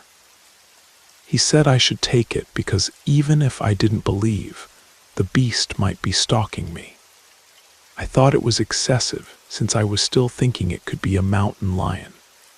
But I took the gun with me anyway, because if the thing or mountain lion showed up, I'd have some weapon to defend myself. On the way to town, I passed by the gate of White Wing Ranch and saw Vincent in front of the bunkhouse porch, sitting and smoking a cigarette. I stopped the motorcycle. He came over, and I made peace with him about the football scuffle. He said he didn't even remember it anymore. We shook hands, and I continued my trip. In town, I had fun, spent time with my girlfriend, chatted, and around 10 at night, I headed home. I was riding along peacefully when I heard a howl. Then, I had the feeling that something was following me through the woods. I accelerated the motorcycle, and when I was almost reaching the cattle guard, something jumped in front of the bike. I didn't have time to swerve. I hit the creature and fell beside the cattle guard. When I looked, that thing was there, about 100 feet away. At first, it was on all fours. Then it stood up and looked at me, that monster growling at me. It got up on 2 feet like a man and started running toward where I was lying. I thought I was going to die, but I thought quickly and remembered there was a missing board in the cattle guard. So I rolled and got inside it, staying underneath. My luck was that I'd always been skinny, and that thing was too big to fit between the boards. The werewolf stayed on top of the cattle guard, growling and trying to claw me. So I grabbed the revolver and, even lying down, shot at that beast. I think I hit it, but the bullets ran out. It let out a howl and backed away, but I could still smell that unbearable stench of rotting flesh. It was definitely still nearby, just waiting for me to come out. After a while, I heard howling in the distance, so I came out of the cattle guard hole, but I was afraid to go to the ranch. So I climbed a tree and stayed up there, praying and asking God to deliver me from that beast. After about half an hour, I saw the lights of a flashlight and heard the sound of a horse galloping. I recognized it. It was my grandfather. From up in the tree, I shouted, and my grandfather came to meet me. I told him what had happened. We got the motorcycle and hid it by the side of the road. I got on the back of the horse, and we returned to the ranch. When we got there, he asked me not to tell anyone, that for now it would be our secret until he could clear up a doubt. In the following days, there were no incidents, but I noticed he was restless. Every day he'd go to town and chat with my girlfriend's father and old Jason. The following Friday, around 5 in the afternoon, my grandfather grabbed the shotgun and some shells. Not long after, my girlfriend's father showed up at our ranch. They got in the pickup truck he had back then and left without saying where they were going or what time they'd be back. Later, around 9 at night, I heard the sound of the truck. My grandfather arrived at the ranch along with old Jason and my girlfriend's father, Elias. I don't know where they'd been, but they certainly weren't hunting, because if they were going hunting, they would have come back later and would have taken the dogs with them. They had coffee, didn't stay long, and left. When they left, I asked my grandfather where they'd been coming from. My grandfather looked straight at me and told me there are some things it's better not to know. From that day forward, I never saw the werewolf again. And after that, nobody ever reported that their property suffered any attack from the beast. One thing I knew was that someone from the region had turned into that creature. At the time, I suspected it might be an old man named Jebediah who lived on a ranch that bordered my grandfather's land. Once, the two of them had gotten into a big fight over a fence line. Besides, he'd arrived in the region alone, and nobody knew much about him. He lived without any relatives nearby. Right after the beast attacked me, he disappeared for a few days. But later, I discarded that thought, because after the disputes they'd had, they made peace. 2 weeks later, I ran into him passing in front of my grandfather's ranch on horseback. "Good morning, Jebediah. Were you traveling?" He said yes, that he'd gone to visit some relatives over near Williston. And besides, Jebediah continued living in the same place his whole life. The week after the incident, I went to play football at the ranch and noticed there were fewer people on the field. The guys said some of the temporary workers had left, including Vincent. After that, he never showed up to work the harvests again. I'm not sure what my grandfather, old Jason, and Elias went to do that night when the three of them left together.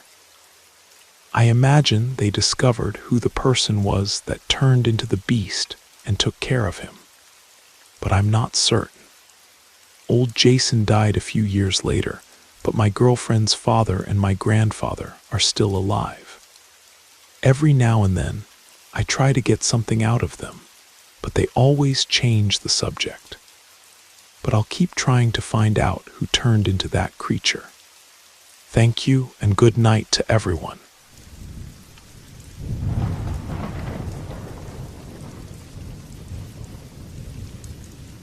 Good evening, everyone. My name is Eddie Thompson, and I'm 42 years old. This story didn't happen to me. It happened to my father many years ago in the small town of Cedar Creek, nestled in the backwoods of Louisiana. He used to tell me this tale over and over, always insisting that the supernatural has always walked among us.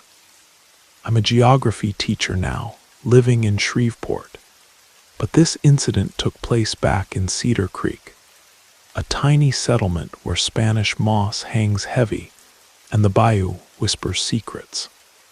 Unfortunately, my father isn't with us anymore, but I remember every detail of his story because I wrote it all down whenever he told it. Let me tell it as if my father were speaking to you himself. Back in the early 1960s, I was about 20 years old, working the sugar cane fields and tending to a small banana grove. I lived in a simple house made of cypress wood and tin roofing, nothing fancy, just 4 walls and a roof over my head. I kept a few chickens for eggs and meat, since money was tight and times were hard. I had an old pickup truck that barely ran, and a faithful mule named Buck for the heavy work in the fields. I remember it was around the 4th of July. The whole town was buzzing with excitement. There were fireworks going off every night, red, white, and blue bunting hanging from every porch, and folks were having barbecues and barn dances. Even the neighboring town of Millerville was celebrating with a big county fair. I've always been a God-fearing man, regular at the Baptist church every Sunday. It was there I met the love of my life, Sarah. We married when I was just 17, and 3 years later, she gave birth to our first child, a beautiful baby boy we named Tommy. It was right during those 4th of July celebrations, when everything went to hell. Since Sarah was still recovering from childbirth, and I was working from dawn to dusk, her mother, Mrs. Jenkins, and our neighbor, Mrs. Patterson, would spend their days helping with the baby. Sometimes Mrs. Jenkins would even sleep over when I came home late from the fields, because I worked like a dog trying to make ends meet. One particular night, something terrible happened. I was driving home in my old Chevy pickup, hauling some fresh sugar cane for Sarah to chew on. She had a craving for it after the baby came. The dirt road was dark as pitch, and since we didn't have electricity out there, I had mounted an old kerosene lantern on the front of my truck to light the way.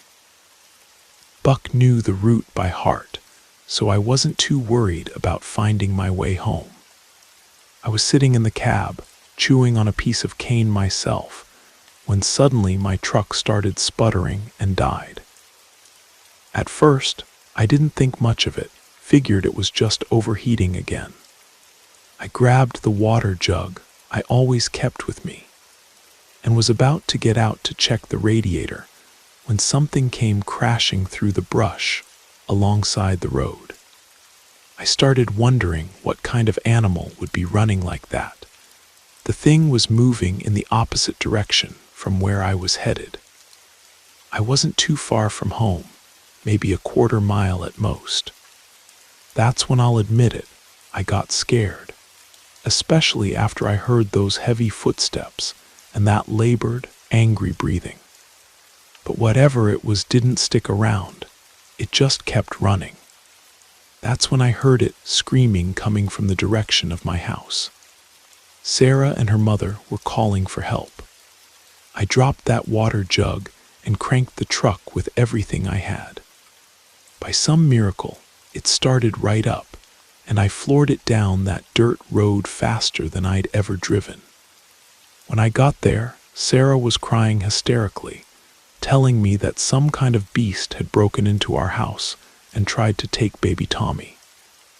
Mrs. Jenkins had thrown herself between the creature and the baby, and it had clawed her back something fierce, deep gashes that looked like they came from a mountain lion or a bear. The neighbors who lived nearby started coming out of their houses, saying they'd heard heavy footsteps and growling, but none of them had the courage to come help. I went inside, shotgun in hand, and saw that our front door was torn clean off its hinges. Everything inside was destroyed, furniture overturned, dishes smashed, the baby's crib knocked over. Mrs. Jenkins was moaning in pain from those terrible wounds on her back. I unhitched Buck from the plow and told Sarah to take Tommy over to Mrs. Patterson's house while I took her mother to get medical help. Cedar Creek didn't have a proper hospital back then, just a little clinic that was only open during the day. So I had to get Mrs. Jenkins to the county hospital in Millerville. I helped Mrs. Jenkins onto Buck's back and climbed up behind her, holding her steady as we rode to her husband's place. When we got there, he loaded her into his old Ford, and they rushed off to the hospital. Worried sick about Sarah and Tommy, I rode Buck back home as fast as I could. On the way back, I had this eerie feeling that something was watching me. A terrible smell filled the air like rotting meat mixed with wet dog. I kept looking around, but in the darkness, I couldn't see anything. Still, I could hear those heavy footsteps and branches breaking in the thick brush along the roadside. Buck's ears were standing straight up, and he was nervous as all get out, but he kept moving. I didn't see anything else until I got to Mrs. Patterson's house. I tied Buck to her fence post and went inside to find out exactly what had happened. She told me that a creature that looked like a cross between a wild dog and a hog had broken into our house, trying to get to the baby. Since our house was so flimsy, it was easy for the thing to break in. When it went for Tommy, Mrs. Jenkins grabbed the baby and turned her back to the beast, which is why she got clawed up so bad. When Sarah started screaming and swinging a butcher knife at the thing, it ran off, just about the time I was pulling up to the house. I told her what had happened on the road, and she just nodded and said it was probably a werewolf. The neighbors confirmed this. They said something had been prowling around town for weeks, but it had never attacked anyone before. The next morning, as soon as the sun came up, I went to the hardware store in town. I found a good solid oak door and bought it on credit. By then, everyone in Cedar Creek knew what had happened, since news travels fast in a small town. I took that door home and reinforced it with extra hinges and a steel bar across the back. I also boarded up the windows, leaving just small gaps to see through. My boss, Mr. Hendricks, came by the house that afternoon and brought me a 12-gauge shotgun for protection. He told me not to worry about work for a few days, just to focus on keeping my family safe. I thanked him and set that shotgun right by the front door. What struck me as odd was that one of the men with him was wearing a hat and dark glasses, and when he turned around, I noticed his arm was in a sling. I found that strange because this particular fellow, Jake Morrison, never got hurt and never got sick. I went over and asked him what had happened. He took off his sunglasses, and I could see anger and disgust in his eyes. He just smiled and said it was a work accident. Someone had accidentally stuck a machete in his back instead of the banana tree they were cutting. But he said he was healing up fine. I wished him well and went back inside. Later that day, I got word that Mrs. Jenkins was doing better, but would have to stay in the hospital for a while. The doctors said it could have been a wild dog or maybe a coyote, since mountain lions were rare in our area. But Mrs. Jenkins swore up and down it was a werewolf, and I believed her. She was never one to lie, and I've always known that evil exists in this world, just like good does. When night fell, every door in Cedar Creek was locked tight. Nobody dared to step outside their house. Just like everyone else, I barricaded everything and sat in my rocking chair in the living room, shotgun across my lap, while Sarah nursed the baby and we talked quietly. I kept reassuring her that everything would be all right, and that if that thing came back, it would get a belly full of buckshot. Time passed and it got later and later. Tommy had fallen asleep, but Sarah and I stayed awake, listening for any sound. Eventually, exhaustion took over, and we both dozed off. I woke up to commotion in the chicken coop. Before I went outside, I tried to listen and figure out what was happening, because I thought the creature might have returned. I tried to peek through the cracks in the boarded-up windows, but it was pitch black. Thick clouds were covering the moon. Then I saw a shadow that was unnaturally tall. Even crouched down, it seemed much taller than any normal dog or four-legged animal should be. Sarah woke up when Tommy started crying, and that's when the thing stopped messing with the chickens and came toward our house.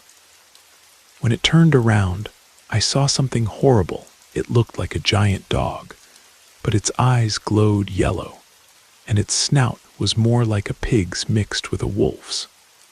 It was the most hideous thing I'd ever seen. Tommy's crying attracted the beast, and it came running at our house, slamming into the door, the windows, and the clay walls so hard that the whole house shook with each impact. I grabbed my shotgun and put my finger on the trigger, waiting.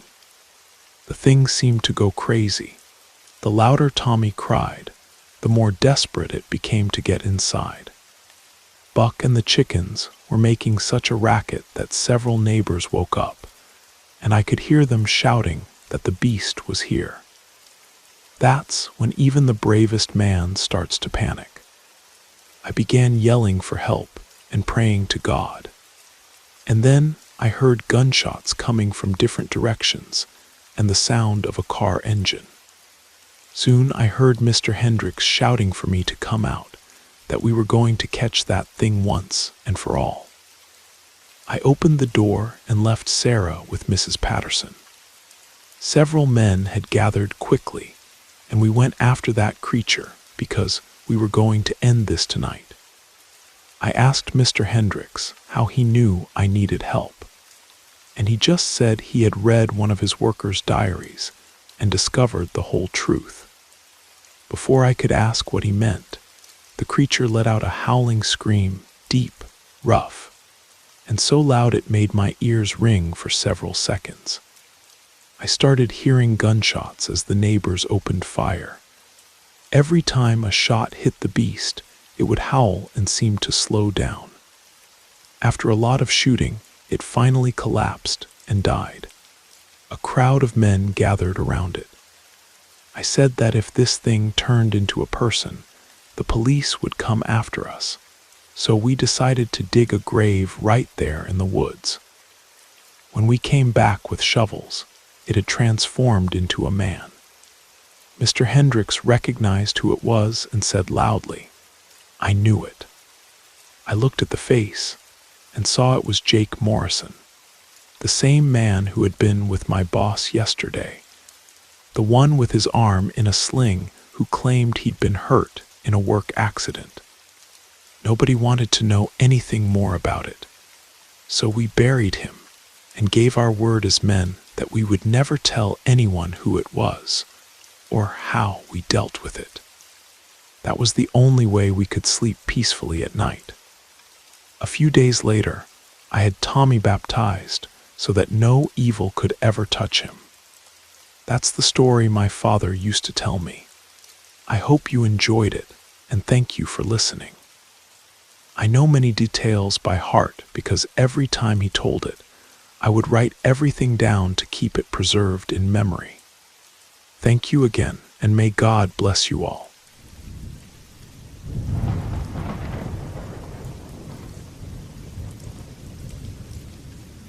My name is Ryan, and what I'm about to tell you happened back in 1997, when I was just 16 years old. I lived in Barstow, California. You know, that desert town that sits like a furnace in the middle of the Mojave. The heat there doesn't just hit you. It wraps around you like a suffocating blanket, especially in the summer months when the thermometer climbs past 110 degrees. Back then, I lived in a small subdivision called Desert Springs, right on the edge of town. We were lucky in a way. Our neighborhood backed up against the vast expanse of the Mojave National Preserve, thousands of acres of desert wilderness that stretched all the way to the Nevada border. The area was technically off-limits to civilians because parts of it were used by the Marines from 29 Palms for training exercises. But everyone knew the patrols were spread thin across such a massive area.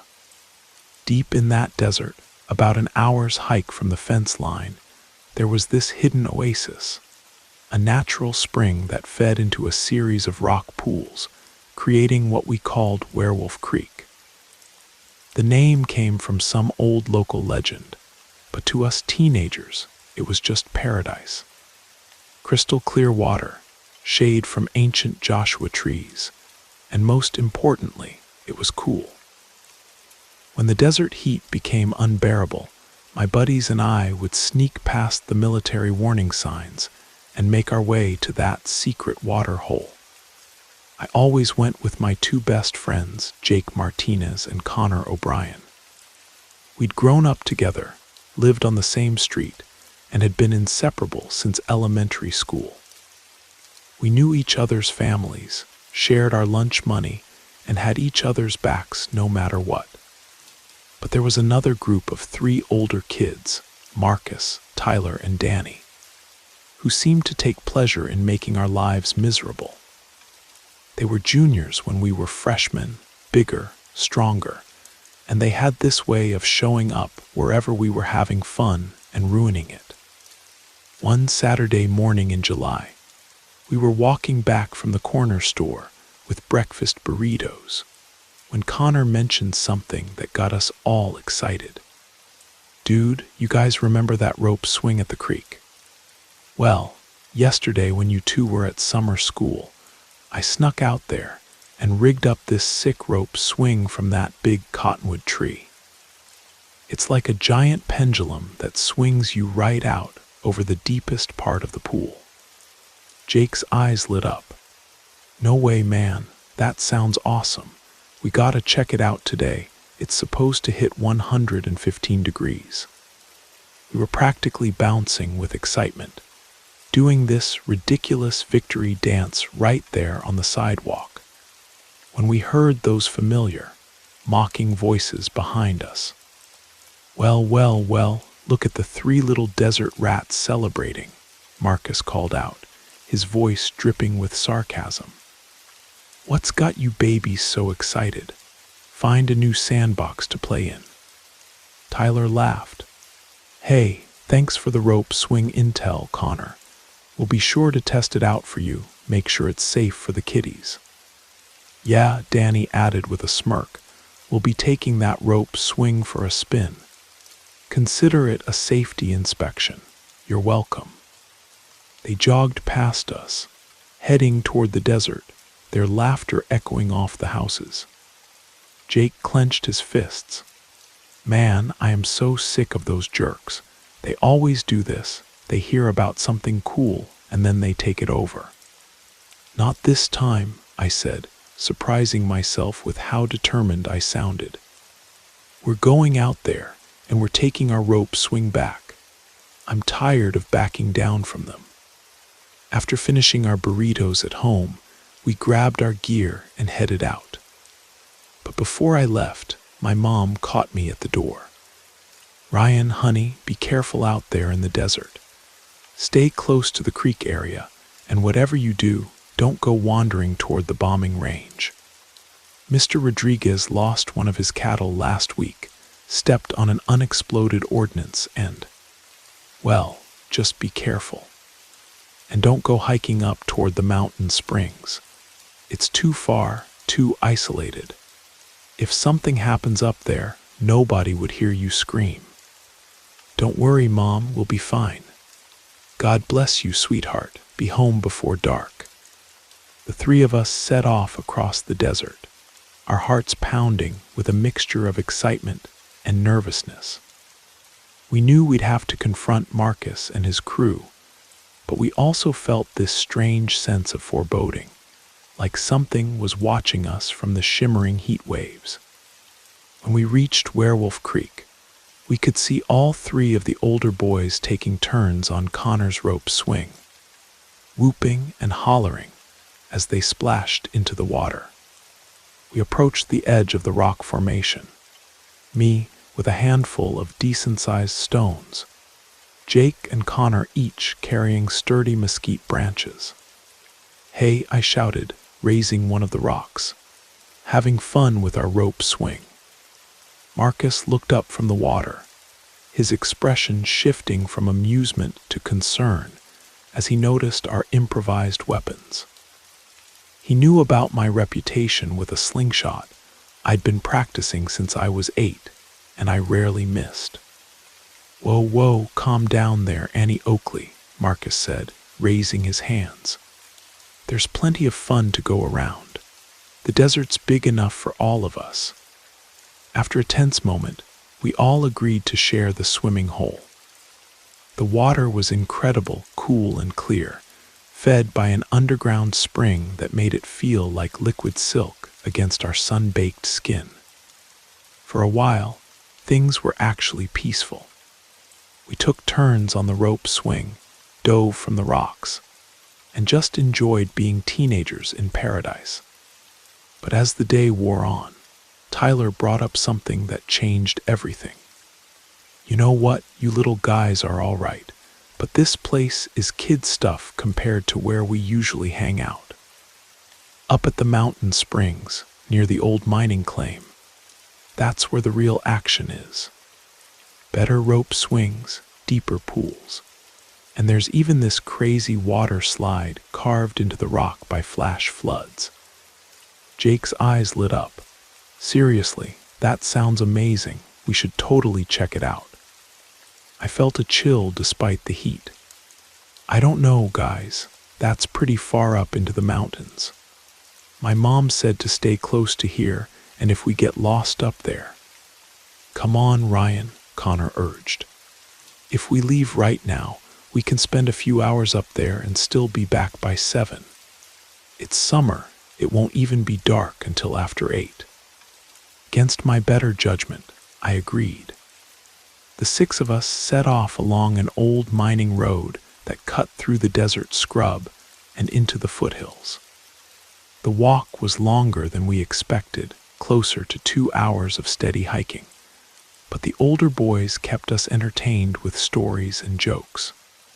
For the first time, I actually felt like they were treating us as equals. When we finally reached the mountain springs, it was everything Tyler had promised and more. The water was even clearer than at Werewolf Creek, and the natural rock formations created perfect diving platforms and water slides. There was indeed an incredible rope swing system, and the whole place felt like a hidden paradise that time had forgotten. We spent hours swimming, diving, and exploring. The older boys showed us hidden caves behind the waterfalls and secret pools carved deep into the granite. It was magical, the kind of day that you remember for the rest of your life. But as the afternoon wore on, I kept thinking about my mother's warnings. I asked Connor to check his watch. "It's only 2 o'clock, man. We've got plenty of time. Just relax and enjoy this." I tried to push my worries aside, but they kept nagging at me.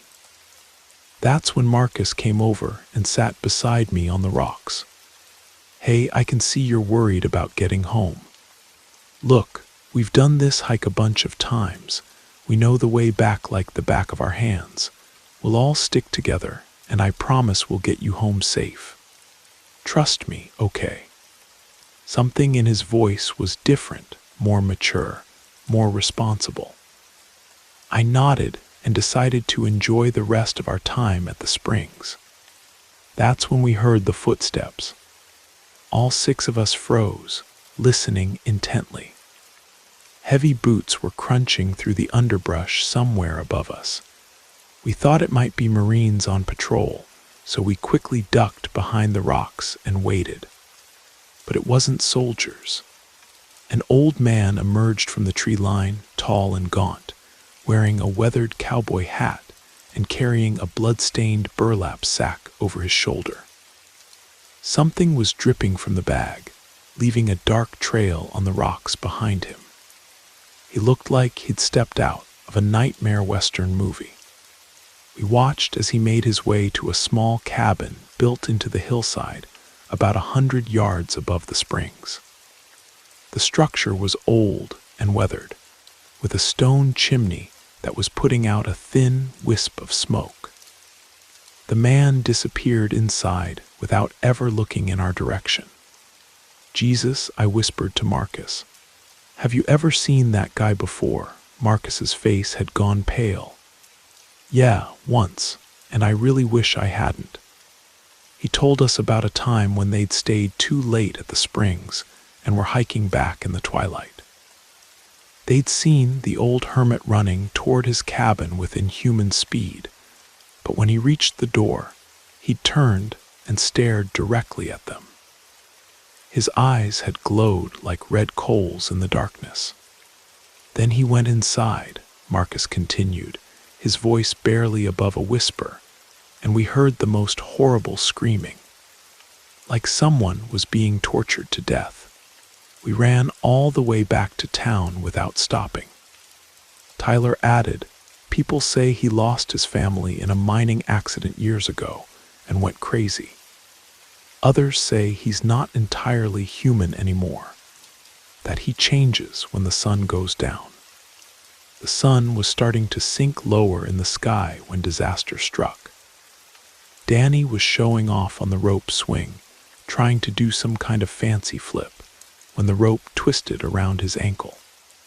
Instead of landing in the deep water, he swung sideways and slammed into a granite outcropping. We heard the sickening crack of bone, and Danny's scream echoed off the canyon walls.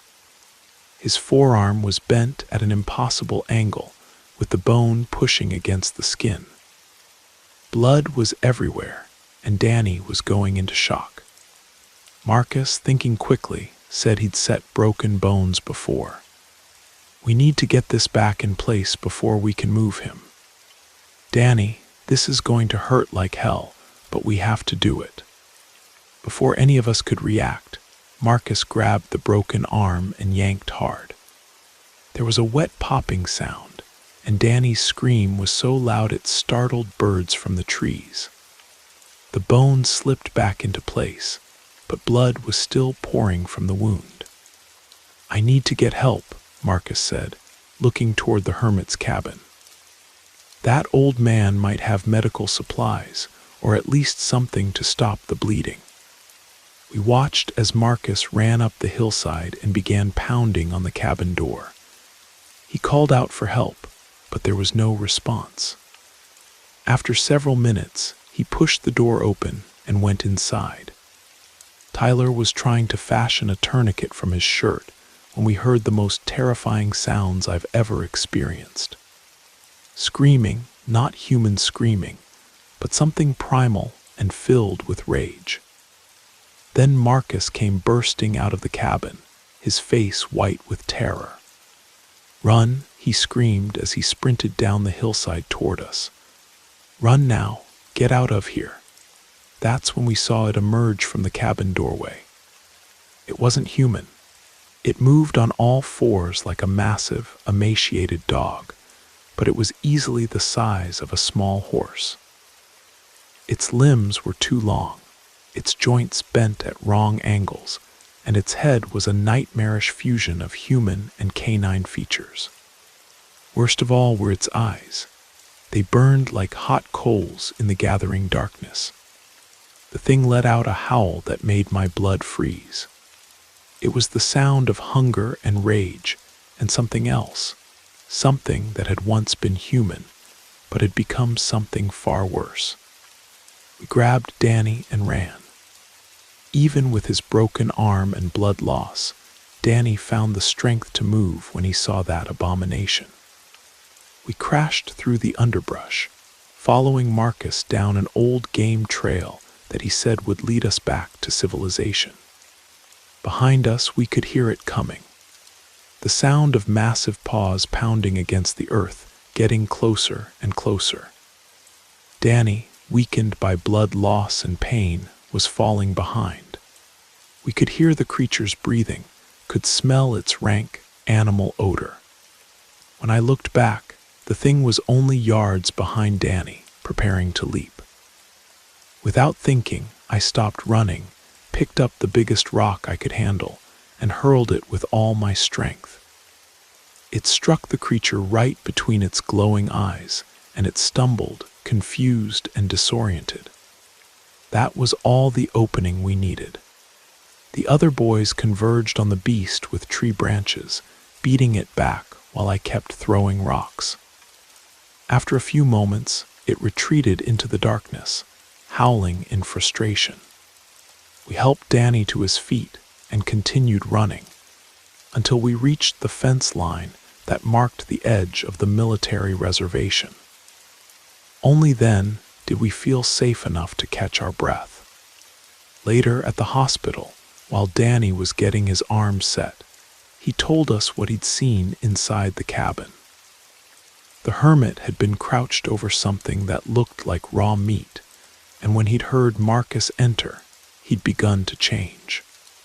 Danny watched in horror as the old man's spine had curved, his limbs had elongated, and his face had stretched into a muzzle filled with sharp teeth. "It wasn't a werewolf," Danny whispered, his voice shaking. "It was something worse, something that used to be human but had forgotten how. That was 28 years ago, and the 6 of us are still friends. We've never talked about what happened at the mountain springs with anyone else, but we've never forgotten it either. Sometimes, late at night, I still wake up thinking I can hear that inhuman howl echoing across the desert. And we never, ever went back to Werewolf Creek. Some places are meant to remain hidden." Some secrets are better left buried in the desert, under the burning sun and the cold, watchful stars.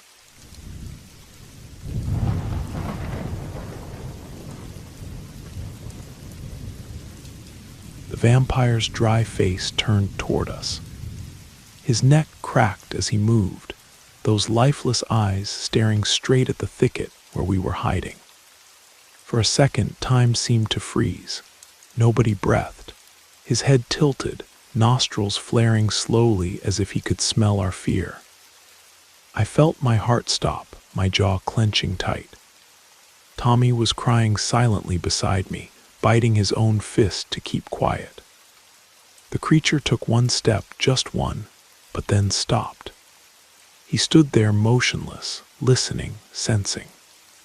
Then suddenly he turned back to the deer, crouched down, and touched the dead animal's neck, drinking its blood.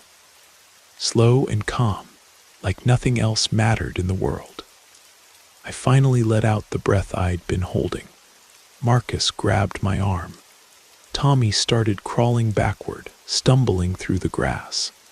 Without looking back, we began retreating inch by inch. I was the last to move.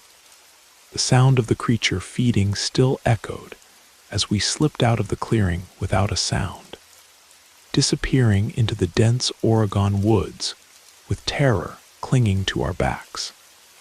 We had seen it, now we had to act. We arrived at my house in silence. The gate creaked softly as we passed through. The porch light was off, and Grandma Ruth was grumbling in the kitchen, stirring something in a pot. We went straight upstairs to my room and carefully closed the door. Tommy collapsed onto the mattress, still sweating. Marcus dropped his backpack on the floor and paced in circles. I stood in the middle of the room, hands on my knees, breathing hard. "He saw us," I said, still breathless. Marcus stopped pacing. "What do you mean?" "Back at the clearing. When he turned around, he looked straight at us." Tommy shook his head. "No, he didn't. He was just sniffing around like an animal." "He looked right at us," I insisted. For a second, he knew we were there. Marcus frowned. "Then why didn't he come after us? If he'd really seen us, we wouldn't be here. We'd be in those black bags like the others." "Maybe he didn't want to. Maybe he was full or something," I said, more to myself now. Tommy let out a nervous laugh. "Full?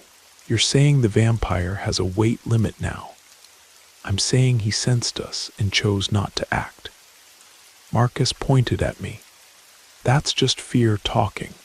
You're trying to make sense of something that doesn't make sense. We saw a monster, fine, but he didn't see us. If he had, game over."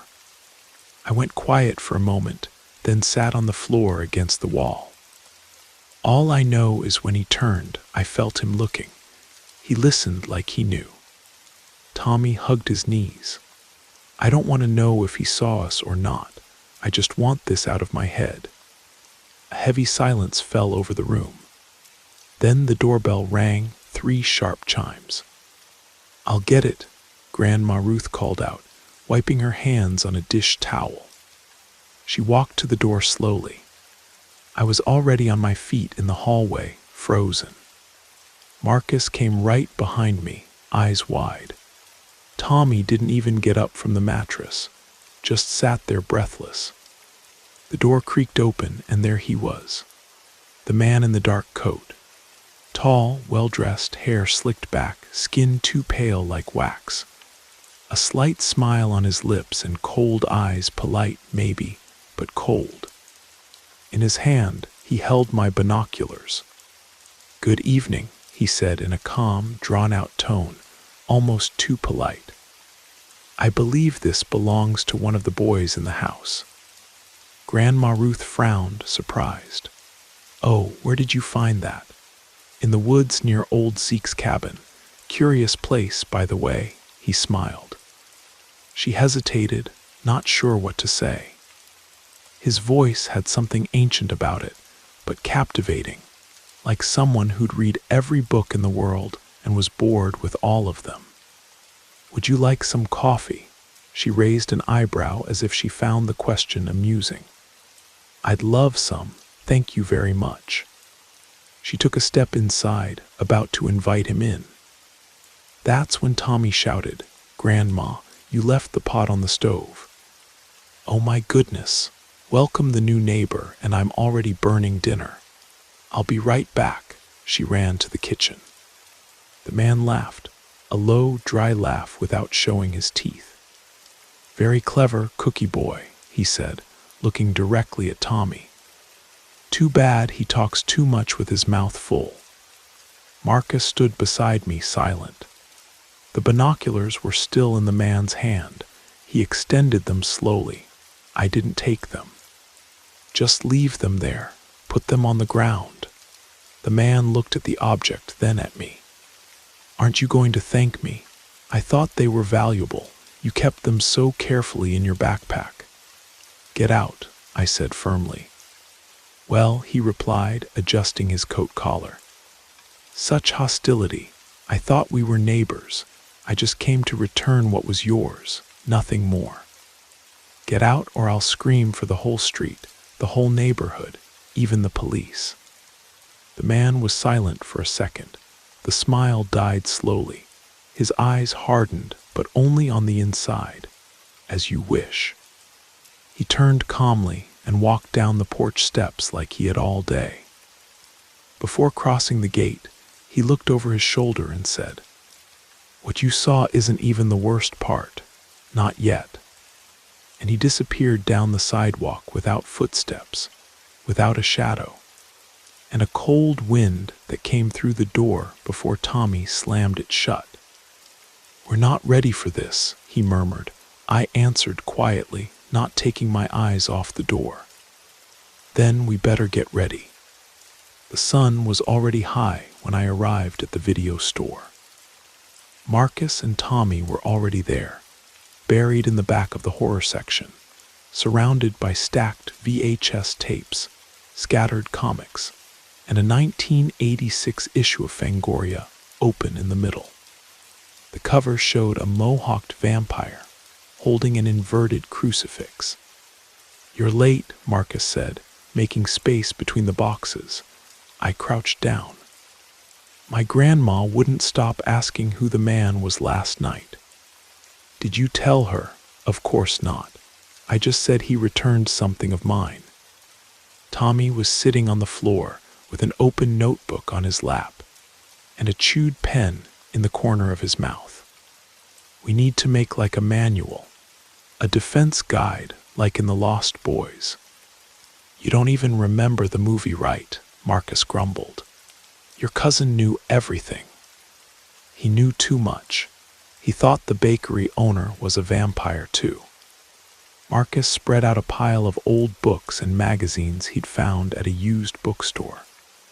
The Little Book of Monsters, a yellowed 1970s edition of Dracula, 2 Shadows of Fear magazines, and a comic book ghost, Hunter's Manual with illustrations on how to detect supernatural presences. "This is what we have. It'll have to do." I flipped through one of the books, reading aloud. "Look at this. A vampire cannot enter a home without being invited. It's here in everything, from Bram Stoker to Dark Horse comics." "What about garlic?" Tommy asked. "It's more symbolic. Repulsion like a cross, but you need faith with it. Just showing it doesn't work. So we're going out with faith in our pockets now." "If we have to," Marcus said, pulling a cassette player from his jacket pocket. "We also need to put together a kit." "Kit like what?" "Flashlight, pocket knife, coarse salt, crucifix. A tape with Iron Maiden music." "Music what for?" "Who knows, maybe he likes rock and won't suck our blood." I took the notebook and started writing. At the top, I put, "Vampire Killer Kit. Flashlight with new batteries, binoculars, walkie-talkie on channel 3, pocket knife, rope, among other items." Then I closed the notebook. "Ready. If he comes back tonight, we're not running, we're following him. Tommy asked, should we bring a virgin? Vampires get enchanted and lose their way. Marcus replied, you're crazy. It's easier to find a tank than a virgin. Tommy just looked scared. I stood up. We know what we need. Let's stop by the church to get holy water and go home to get the rest. Everyone agreed, and we left. The sun had already set when we returned from the church with bottles of holy water in our backpacks. We got off our bikes on the sidewalk in front of my house. I turned the key, pushed the door open, and walked in. I took 2 steps, and then came the shock. Sitting on the living room sofa, the neighbor had a cup in his hand, his body relaxed and his leg crossed. He wore a light shirt with his coat hanging on the chair. He was talking to Grandma Ruth like he was an old relative. The other 2 stopped behind me in silence. The man turned his face slightly and looked directly at us. Hello, boys. How are you? Nobody answered. This nice young man is the new neighbor. He finally decided to show up, said Grandma, smiling and eager for coffee. Seems like he's the type who appreciates simple things. The man smiled. I was curious about my young neighbors. Small town, close neighborhood, you understand, right? Marcus whispered to Tommy, he's inside. How did he get in? Tommy murmured. The man put the cup on the saucer. I like this quiet house. You can hear everything. I took a deep breath and said, Grandma, can you get those cookies I like? Of course, sweetheart. I'll be right back. Grandma Ruth got up and went to the kitchen. Get out, I said. Don't be rude, replied the man. They haven't even offered me a second cup yet. Get out of my house now. The man sat still for a moment, then got up calmly. He put on his coat and adjusted his cuffs. Before leaving, he looked back. The smile remained, but now it was smaller. See you soon. Thanks for the coffee, and thank your grandmother for inviting me in. He closed the door slowly. Nobody moved for several seconds. He could enter now. If they didn't do something, it would only be a matter of time before he got them. We went upstairs in silence. The sun had set, but the streetlight still peeked through the curtain crack. Downstairs, Ruth stirred her spoon in the teapot as if nothing had happened. I closed the door slowly. Marcus leaned against the bookshelf, and Tommy sat on the floor, praying silently. For several minutes, nobody spoke. You could only hear the muffled sound of the spoon hitting the bottom of the pot. I was the first to sit down. I pulled off my sneakers and tossed them in the corner. My hand was shaking, but I hid it. He was there, I murmured, sitting on the sofa, inside our house. Marcus crossed his arms, like he was any neighbor. He knew, I said. He knew we were coming. Tommy pulled the blanket up to his chin. He was pale, his face shining with sweat. I don't want this anymore. I don't want to know about this. We should just pretend we never saw anything. I looked at him. It's too late now. The room went quiet again. The fear was so thick you could taste it. Outside, the wind started hitting the shutters, something slow and rhythmic, like the world outside knew what they had to do, but let them decide. Nobody talked about plans. Nobody talked about weapons. Nobody talked about the night. They just stood there like they were waiting for the fear to pass. The doorknob turned slowly. Danny appeared in the doorway with his denim jacket hanging on his shoulder and his forehead sweaty, like he'd come straight from the street. He stopped there, looking at the 3 of us. What's wrong now? What's with these faces? I just lowered my eyes and Marcus shrugged, trying to play it off. It's nothing. Danny came in and closed the door behind him. He stood in the middle of the room, looking at his brothers. He could tell something was wrong, but didn't know what. I'm asking seriously, what's happening? Since yesterday, you've been like spooked animals. Today I come home and find that guy having coffee with Grandma, and you're all here quiet like a funeral. Tommy pulled the blanket even tighter. Did you see him? I asked without lifting my face. Yeah, well dressed, smelled too good. Said he lived in a house up front. Just talked nonsense and kept staring at me like he knew me. And you didn't think that was strange? Danny frowned.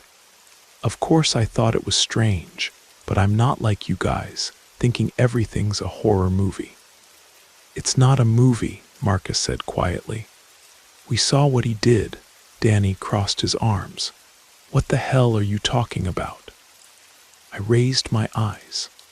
The man who showed up last night, the one carrying black bags, the one who lives in the mountain cabin and who was having coffee with our grandmother today.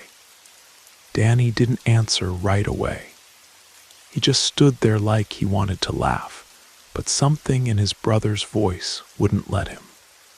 The room fell silent.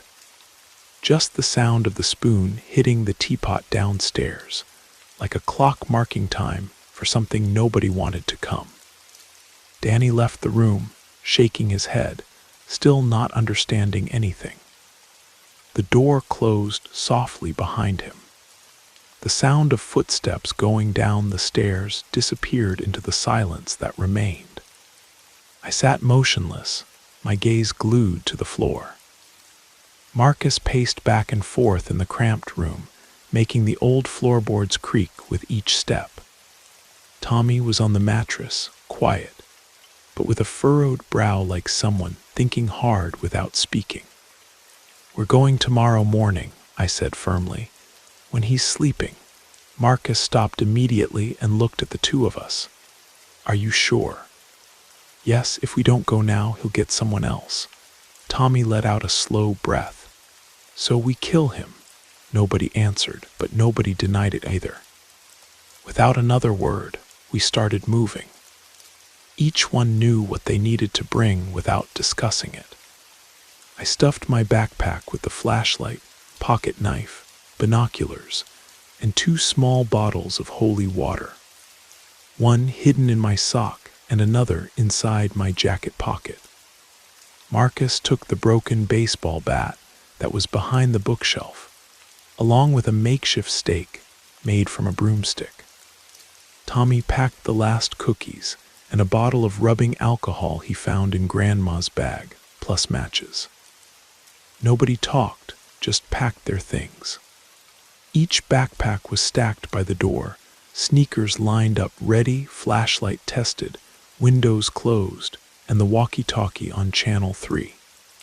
Then we lay down not to rest, but to wait. Each in his corner awake, listening to time pass. We knew that when the sun rose, there would be no turning back.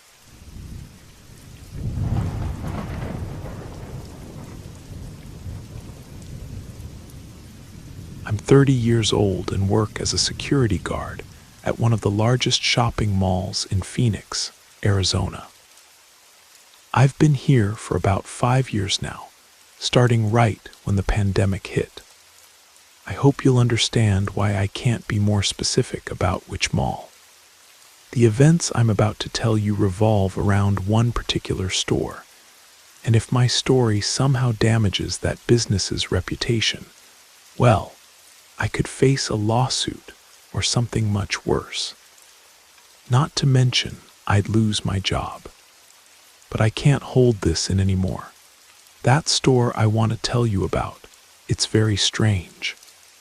It's a shop that sells, I don't know how to put it, specialties. I don't know how to refer to it properly, but its decoration is very dark with dim lighting, a sinister aura, and the air feels heavy, as if they're not trying to hide what they really are. I don't want to build up more anticipation, so let me start by giving you the context. As I said, I started working in mid-2020, during the pandemic. Back then, we didn't get many visitors. In fact, most of the job consisted of preventing people who were breaking quarantine from sneaking into the mall. Businesses were slowly withering away, and many had to adapt to make deliveries to their customers. During that time of economic crisis, it was very rare for someone to dare invest money in a new business. But after one weekend, I was amazed to see a new store had appeared in the mall. It had a simple black sign with white letters in a runic font that read Curiosity Shop. I stopped in front of it while doing my rounds around 1 a.m. and noticed the dark, still messy interior. They hadn't put up the shelves yet, and the floor was covered with tarps. In short, they were still renovating. From the sign above my head, I assumed it would be a costume shop or maybe trinkets and baubles with a darker style. But I was wrong. A few days later, when it finally opened to the public, I saw from outside that the store had more to do with an occult shop or metaphysical store than a curiosity shop. A strange feeling of dread took me by surprise, and I quickened my pace, continuing on my way. I tried to forget about that business, and I did for the next few weeks. It was very difficult because that store attracted me in a way I can't explain. When passing through the section where it was located, I felt a peculiar chill on my back and neck. I could hear noise in the distance, banging on the metal railings. And even once, when I was walking around there at 3 a.m, a moan like a muffled lament that made me contact my colleagues by radio, because I thought someone had broken in or maybe a person was injured. But we found no one. Little by little, I deduced it had to do with that store.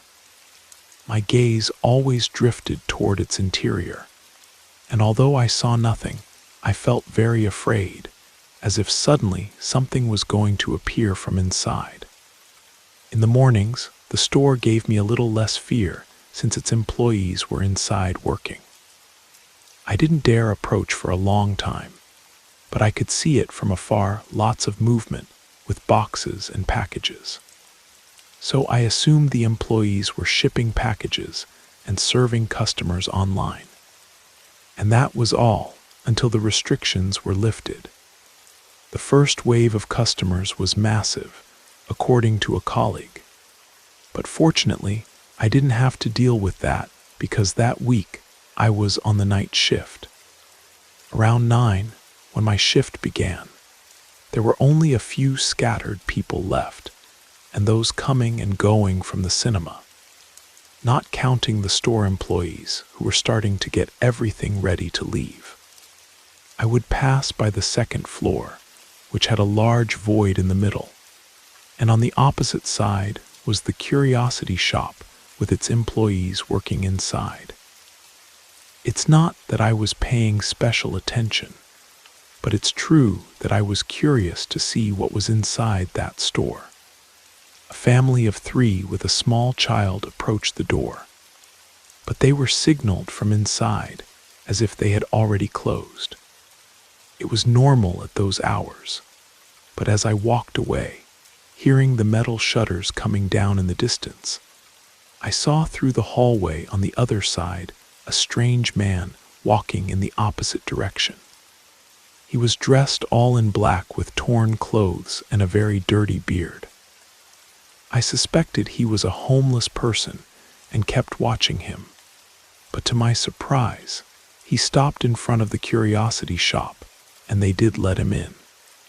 He came out 2 minutes later with a small package in his hand and continued down the same path until he disappeared into another hallway. That store was strange, but I didn't know how strange.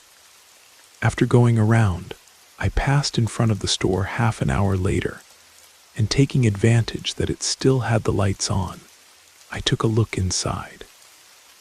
It was a dark store with black walls full of shelves with candles, small jars, and strange objects. There were also statues of saints I didn't recognize, and other items I couldn't identify. In the back, I saw a woman with a serious expression. She returned my gaze, and as soon as I greeted her, I knew we wouldn't be friends. She raised her hand. I thought she would greet me, but instead she made a gesture for me to leave. From then on, I tried to avoid that store by all means, although I couldn't contain myself and looked at it sideways. It was always closed to normal customers, and only sometimes received some client who, as quickly as they entered, came back out with a little package or box in their hands.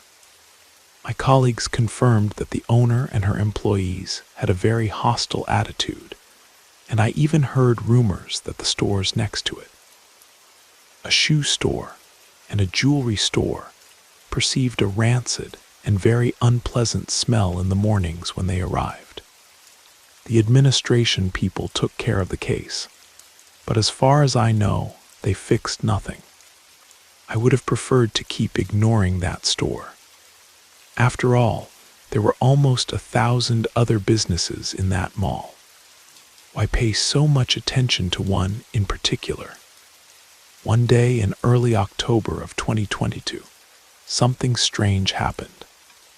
I usually start monitoring the mall around 9, and although most stores are closing at those hours, the employees of that store always stay and are the last to leave at night. I was doing my rounds on the 3rd floor, and from there, I looked down to where that store was on the 2nd level and noticed something strange. One of the employees, a tall boy who was too thin and sad-looking, was carrying a cart with several closed boxes. It seemed strange to me that they were passing with the boxes through that area, since behind the stores there are service corridors where all the merchandise can be transported. That was wrong, and it was clear in the regulations that I should go give them a warning. I went down a level and stopped at the door, waiting for them to open it. I felt the gaze of 3 people on me and long seconds of suspicion before hearing the electronic lock open. I entered the store, and both the employees and the owner stared at me, waiting for me to speak. However, I couldn't speak immediately as a strong smell of tobacco smoke and incense pierced my nose. When I could catch my breath, I told them in a friendly tone, "Good evening, sorry to interrupt, but you can't transport merchandise through the public area." With a calm tone but with a very evident gesture of annoyance, the owner replied that she was very sorry, but the back door had a blocked lock, so they couldn't open it in any way. While she was talking to me, I couldn't help but let my gaze wander a bit around the place, distinguishing objects I hadn't seen before.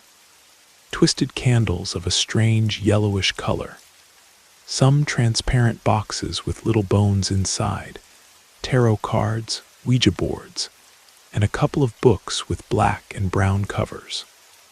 One of those books was open. It seemed handwritten in a language I didn't recognize. But I couldn't keep looking before she asked me, "Anything else you need to tell us, Mr. Rodriguez?" Suddenly I felt my ears getting hot and my neck becoming rigid as I realized that woman knew my last name. I tried to feign normalcy and innocently told her I could check the lock since my father was a locksmith. And although I thought she would say no, the truth is I only said it out of courtesy. On the owner's face, an exaggerated smile was drawn while she clapped and said enthusiastically, "Excellent, follow me."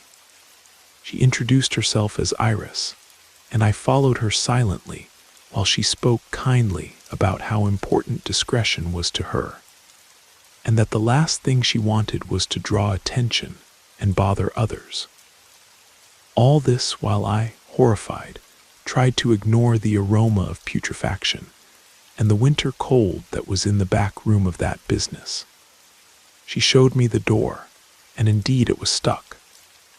I asked if she had tools, and she told me to wait a minute while she left me alone there, surrounded by sealed boxes with strange names like New Mexico bait, withered leaf, blue blood, and things like that.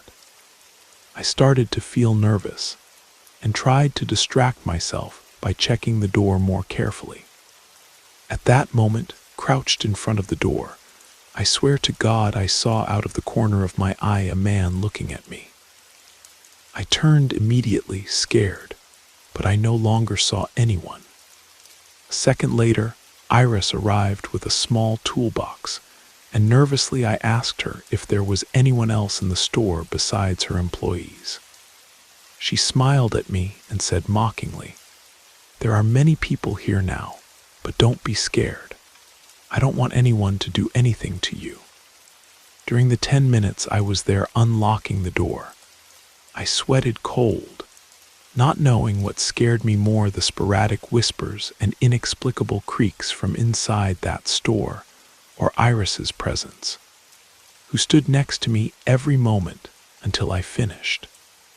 At that moment, Iris thanked me and asked if she could do me any favor. Please let her know. I must admit I'm very curious, and although I was nervous, her kind tone made me feel confident. I thought about it for a moment and told her with a broken voice that I wanted to know what they sold in her store. She arched an eyebrow. I remember very well her surprised face and the laugh she let out before answering me. Curiosity killed the cat. You sure you want to know? When she saw my face of horror, she laughed again before giving me a few pats on the shoulder. Calm down, please. It was a joke. This store sells, she said before stopping to think a bit about her words. It sells the ingredients that some people need for their work. Ingredients and tools that are sometimes very difficult to get here in the city. I bring them from other places, wherever needed. That's all I sell, Mr. Rodriguez. Again, she knew my last name, and I felt a knot in my throat before asking her how she knew my name. She smiled and told me ironically that someone whispered it to her. I thanked her for her sincerity, and she thanked me for fixing the door. I left that store hoping my curiosity wouldn't have negative consequences, and it didn't directly. But from that night until today, that store has had a very different connotation for me, and I have experienced small, disturbing moments around it. One early morning around 1 o'clock, I was walking through the service corridors when I heard several dry knocks on a door. I got nervous and saw out of the corner of my eye the business number. Of course, it was the curiosity shop. Similarly, one night a few weeks later, I was walking on the first floor and out of the corner of my eye saw someone pass in front of the store's showcase windows. I had to go upstairs to check that there was no one inside, but it was empty, with no people around. The last incident I experienced was 2 months ago when a deep moan made me run toward the store around midnight. A new, lighter moan sounded from inside the store. There I knew I should ignore it and keep going, because there was nothing to do. I knew I wouldn't find anything inside, nothing I wanted to see at least. I understand that a colleague was fired a year ago for calling the police for a false alarm inside that store. He heard someone talking, and in the end, there was no one. Maybe Iris has very good contact with the mall owner, because she doesn't like people meddling in her affairs, or calling the police for nonsense like a moan inside the store. My work colleagues have also experienced small, strange incidents around that store, and the rancid smell that the neighboring businesses complained about hasn't disappeared. They just camouflage it with air freshener so customers can't notice it. Without a doubt, There's something strange in that store. I suppose the ingredients they sell carry with them a very heavy spiritual charge that is transmitted to the walls of that place. I've never spoken to Iris again, but every time I pass in front of her store, she greets me with a friendly gesture. And I return the greeting because it's better to have her as a friend than as an enemy.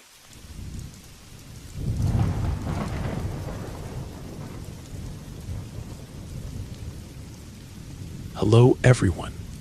My name is Maria, and I'm sending a big hug from Denver, Colorado. I work as a sales clerk in an electronics store in a shopping mall that I prefer not to mention. I don't want my boss or someone from the mall administration to misinterpret this story and think I'm defaming them or bringing negative attention to the place. That's not my intention at all, but I wanted to tell you this story because it seems quite curious to me. You see, I come from a very large family with many cousins, and I have several younger siblings. I'm used to children's pranks, and to a certain extent, they make me laugh. But when I first arrived at this store 2 years ago, the manager warned me about something that seemed curious. Not to be scared if the lights or equipment ever turned off by themselves. He justified it as saying there had always been a problem with the electrical outlet or something. Truth be told, I didn't pay much attention to those details, and it seemed strange to me that he made such an effort to justify it. But then he told me it was because many others had already been scared. Whatever the case, I needed a job and started working there from 10 in the morning until 6 in the evening. It's honestly a simple job, and my coworker Felipe is quite nice and explained everything to me pretty well. A couple of weeks passed until one day, while checking in the storage room if there were any models of a RAM memory stick left for a customer, the light suddenly went out, leaving me completely in darkness. I turned on my phone's flashlight, thinking the power had gone out. But then I realized I could still hear the music outside. A little giggle made me jump where I was standing. I shone the light around, but saw no one. I went back to the door and turned on the light to continue searching, but not even a minute passed when the light went out again. And this time, yes, among the shadows, and for a millisecond, I saw someone hidden among the boxes in the back. My immediate reaction was to tell Felipe it wasn't funny, but I knew he was in the store. And as the cold increased in that room, I convinced myself that it wasn't Felipe's doing. I took a deep breath, turned on my flashlight, confirmed that the RAM memory I was looking for wasn't there, and left again. As soon as I finished serving the customer, I was still shaking, and to vent, I told Felipe it hadn't been funny. He, of course, had no idea what I was talking about. A couple of hours later, he asked me what I had been talking about, and as soon as I told him what had happened to me in the storage room, I saw a mocking smile form on his face. I assumed he was laughing because his prank had worked, but as soon as I finished and asked him how he had done it, he shook his head and told me, "You just met Tommy." He had been working there for about 5 years, and Tommy had been in the store since then. He doesn't know where he came from or why he's there, but he's seen him a couple of times too. He's a small, chubby boy who's inside the store. He likes to turn off the lights, sometimes turns off the televisions and sound equipment, but he's harmless. At least that's what Felipe assured me at the time. I didn't quite believe him, maybe because I was in denial. But as soon as I remembered the shadow of that child in the back among the boxes, I felt my hands and legs freeze. I had never had a paranormal experience before, so I felt quite worried. Felipe insisted that he wasn't that bad, that he was generally quiet, and I didn't know what to say. I kept working, and throughout the day forgot about that incident. Later, when it was time to close, we started turning off the electronics while my manager did inventory and put the money in the small safe. Nothing out of the ordinary until, while turning off the televisions in the display cases, two of them turned off in front of me without me doing anything. I turned to look at Felipe, who was sweeping, and thought he had done it with the remote control, but he wasn't even looking at me. I walked discreetly toward him, and when he saw me, he greeted me casually, asking what was wrong. I looked around behind him among the boxes, but didn't find a remote control. When I touched his pocket, he got annoyed and asked me what was wrong with me. I sighed and asked him please not to scare me, that it wasn't funny. And he insisted with a serious tone that he didn't know what I was talking about.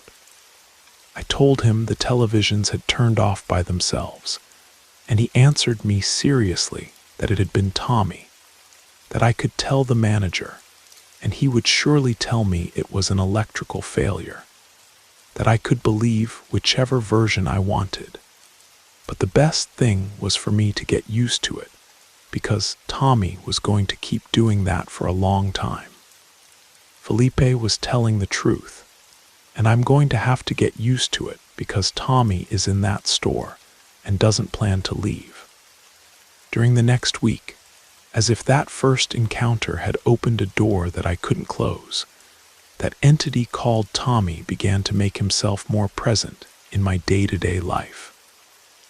Going into the storage room alone meant there was a possibility that the lights would turn off.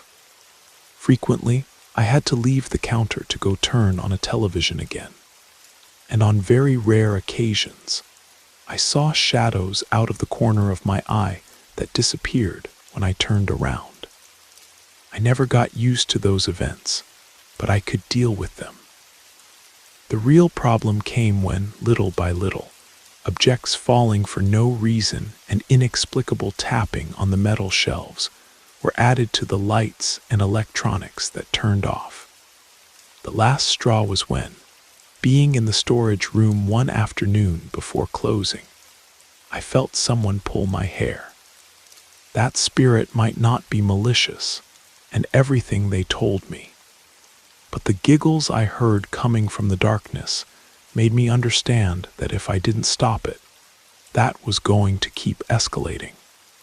That's why I decided to tell all this to the wisest person I know, my grandmother.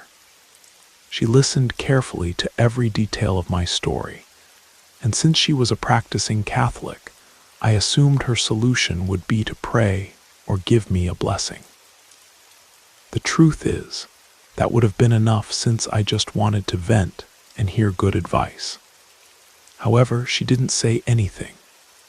She just got up from her rocking chair and checked her nightstand. She came back with a small bottle with a golden cross and told me to sprinkle a little around the store without anyone noticing and to be brave, not to show fear to that little troublemaker. I told her I would do everything she told me to the letter and put the bottle in my backpack.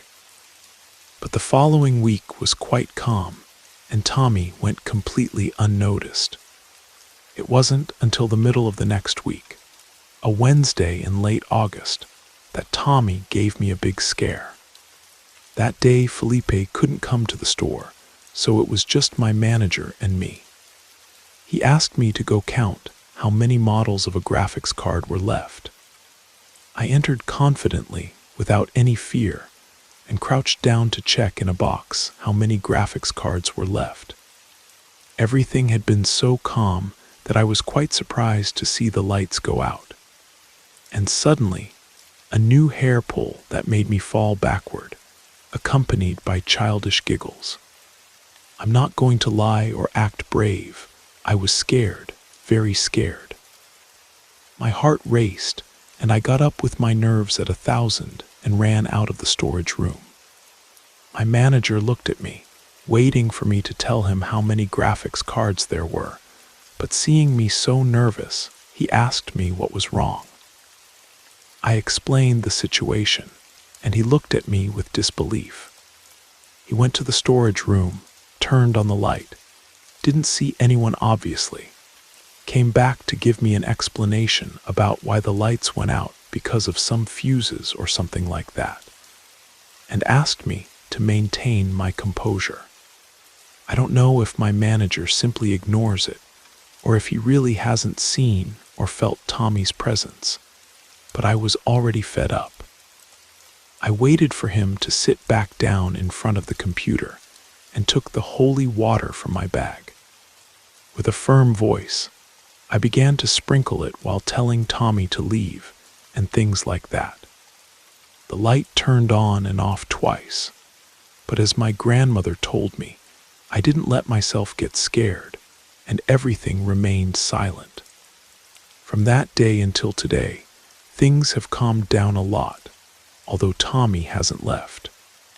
Even today, as I write this, a few times a week when the store is very empty, the televisions turn off by themselves, and the lights in the office, bathroom, or storage room flicker and turn off.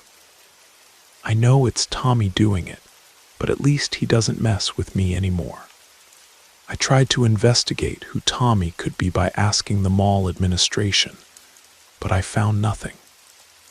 In fact, Felipe told me that the employee who left after he arrived told him they called him Tommy because they wanted to give him a name, but he really didn't know anything about his origin. I would love for that little one to find the light, peace, but it doesn't seem like it's going to happen very soon. Meanwhile, I'm still here, putting up with his pranks like I do with my younger siblings. Thanks for reading.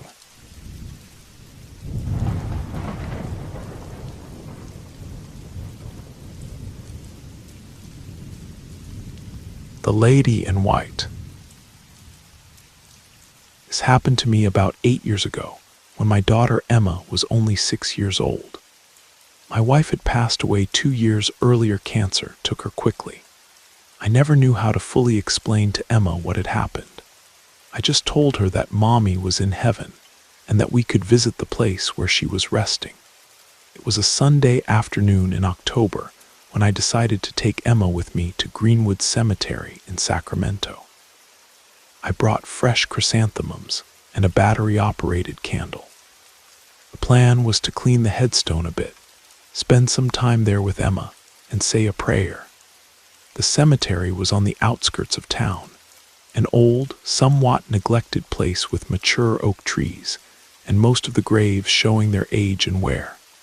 We entered through the main iron gate and walked to my wife's grave. I told Emma to stay close while I tended to the headstone. A few minutes passed. I was so lost in my memories that when I turned around, Emma was gone. I called her name first calmly, looking around to see if I could spot her. But when I couldn't see her, I shouted louder. I started walking among the headstones, searching for her, my heart racing, thinking the worst. There was nothing but the sound of wind through the trees. "Emma, sweetheart, where are you?" I called out. I turned down a row of older graves, and that's when I saw her. She was standing far off, near the back corner of the cemetery, in front of a weathered headstone, completely still. But I could tell she was talking to someone. She was moving her hands the way she did when she was telling me a story. I walked quickly toward her, somewhat annoyed, and said, "I told you not to wander off. Who were you talking to?" She looked at me with those big brown eyes she's always had and said something that made my blood freeze. "The nice lady sitting here. She told me you were coming to get me." I stood silent for several seconds. I looked carefully around the entire cemetery, but there was no one else there. "What lady?" I asked. "The one sitting right here," she said, pointing at the headstone. But there was nobody there. I didn't know what to say. I took her hand and led her back to my wife's grave. On the walk back, I asked her for more details. She told me the lady was sitting there as if waiting for someone, that she wore a very long white dress, had silver hair, and spoke very softly. Did she say anything else? I asked. She said you were worried that I had gotten lost, Emma replied. That night, I kept thinking about what she had told me, about this lady that only my daughter could see. I'd heard on TV shows that children can sometimes see things that adults can't, but it had never happened to me before, and honestly, it was terrifying. Today, Emma is a teenager, and when I ask her if she remembers what she told me that day, she just laughs and says she remembers feeling completely safe with that lady, like she was being watched over, protected from wandering too far away. This family story still haunts me sometimes. Part of me wants to convince myself that she just made it all up, but Emma is completely certain that she saw someone that day, someone I never saw at all.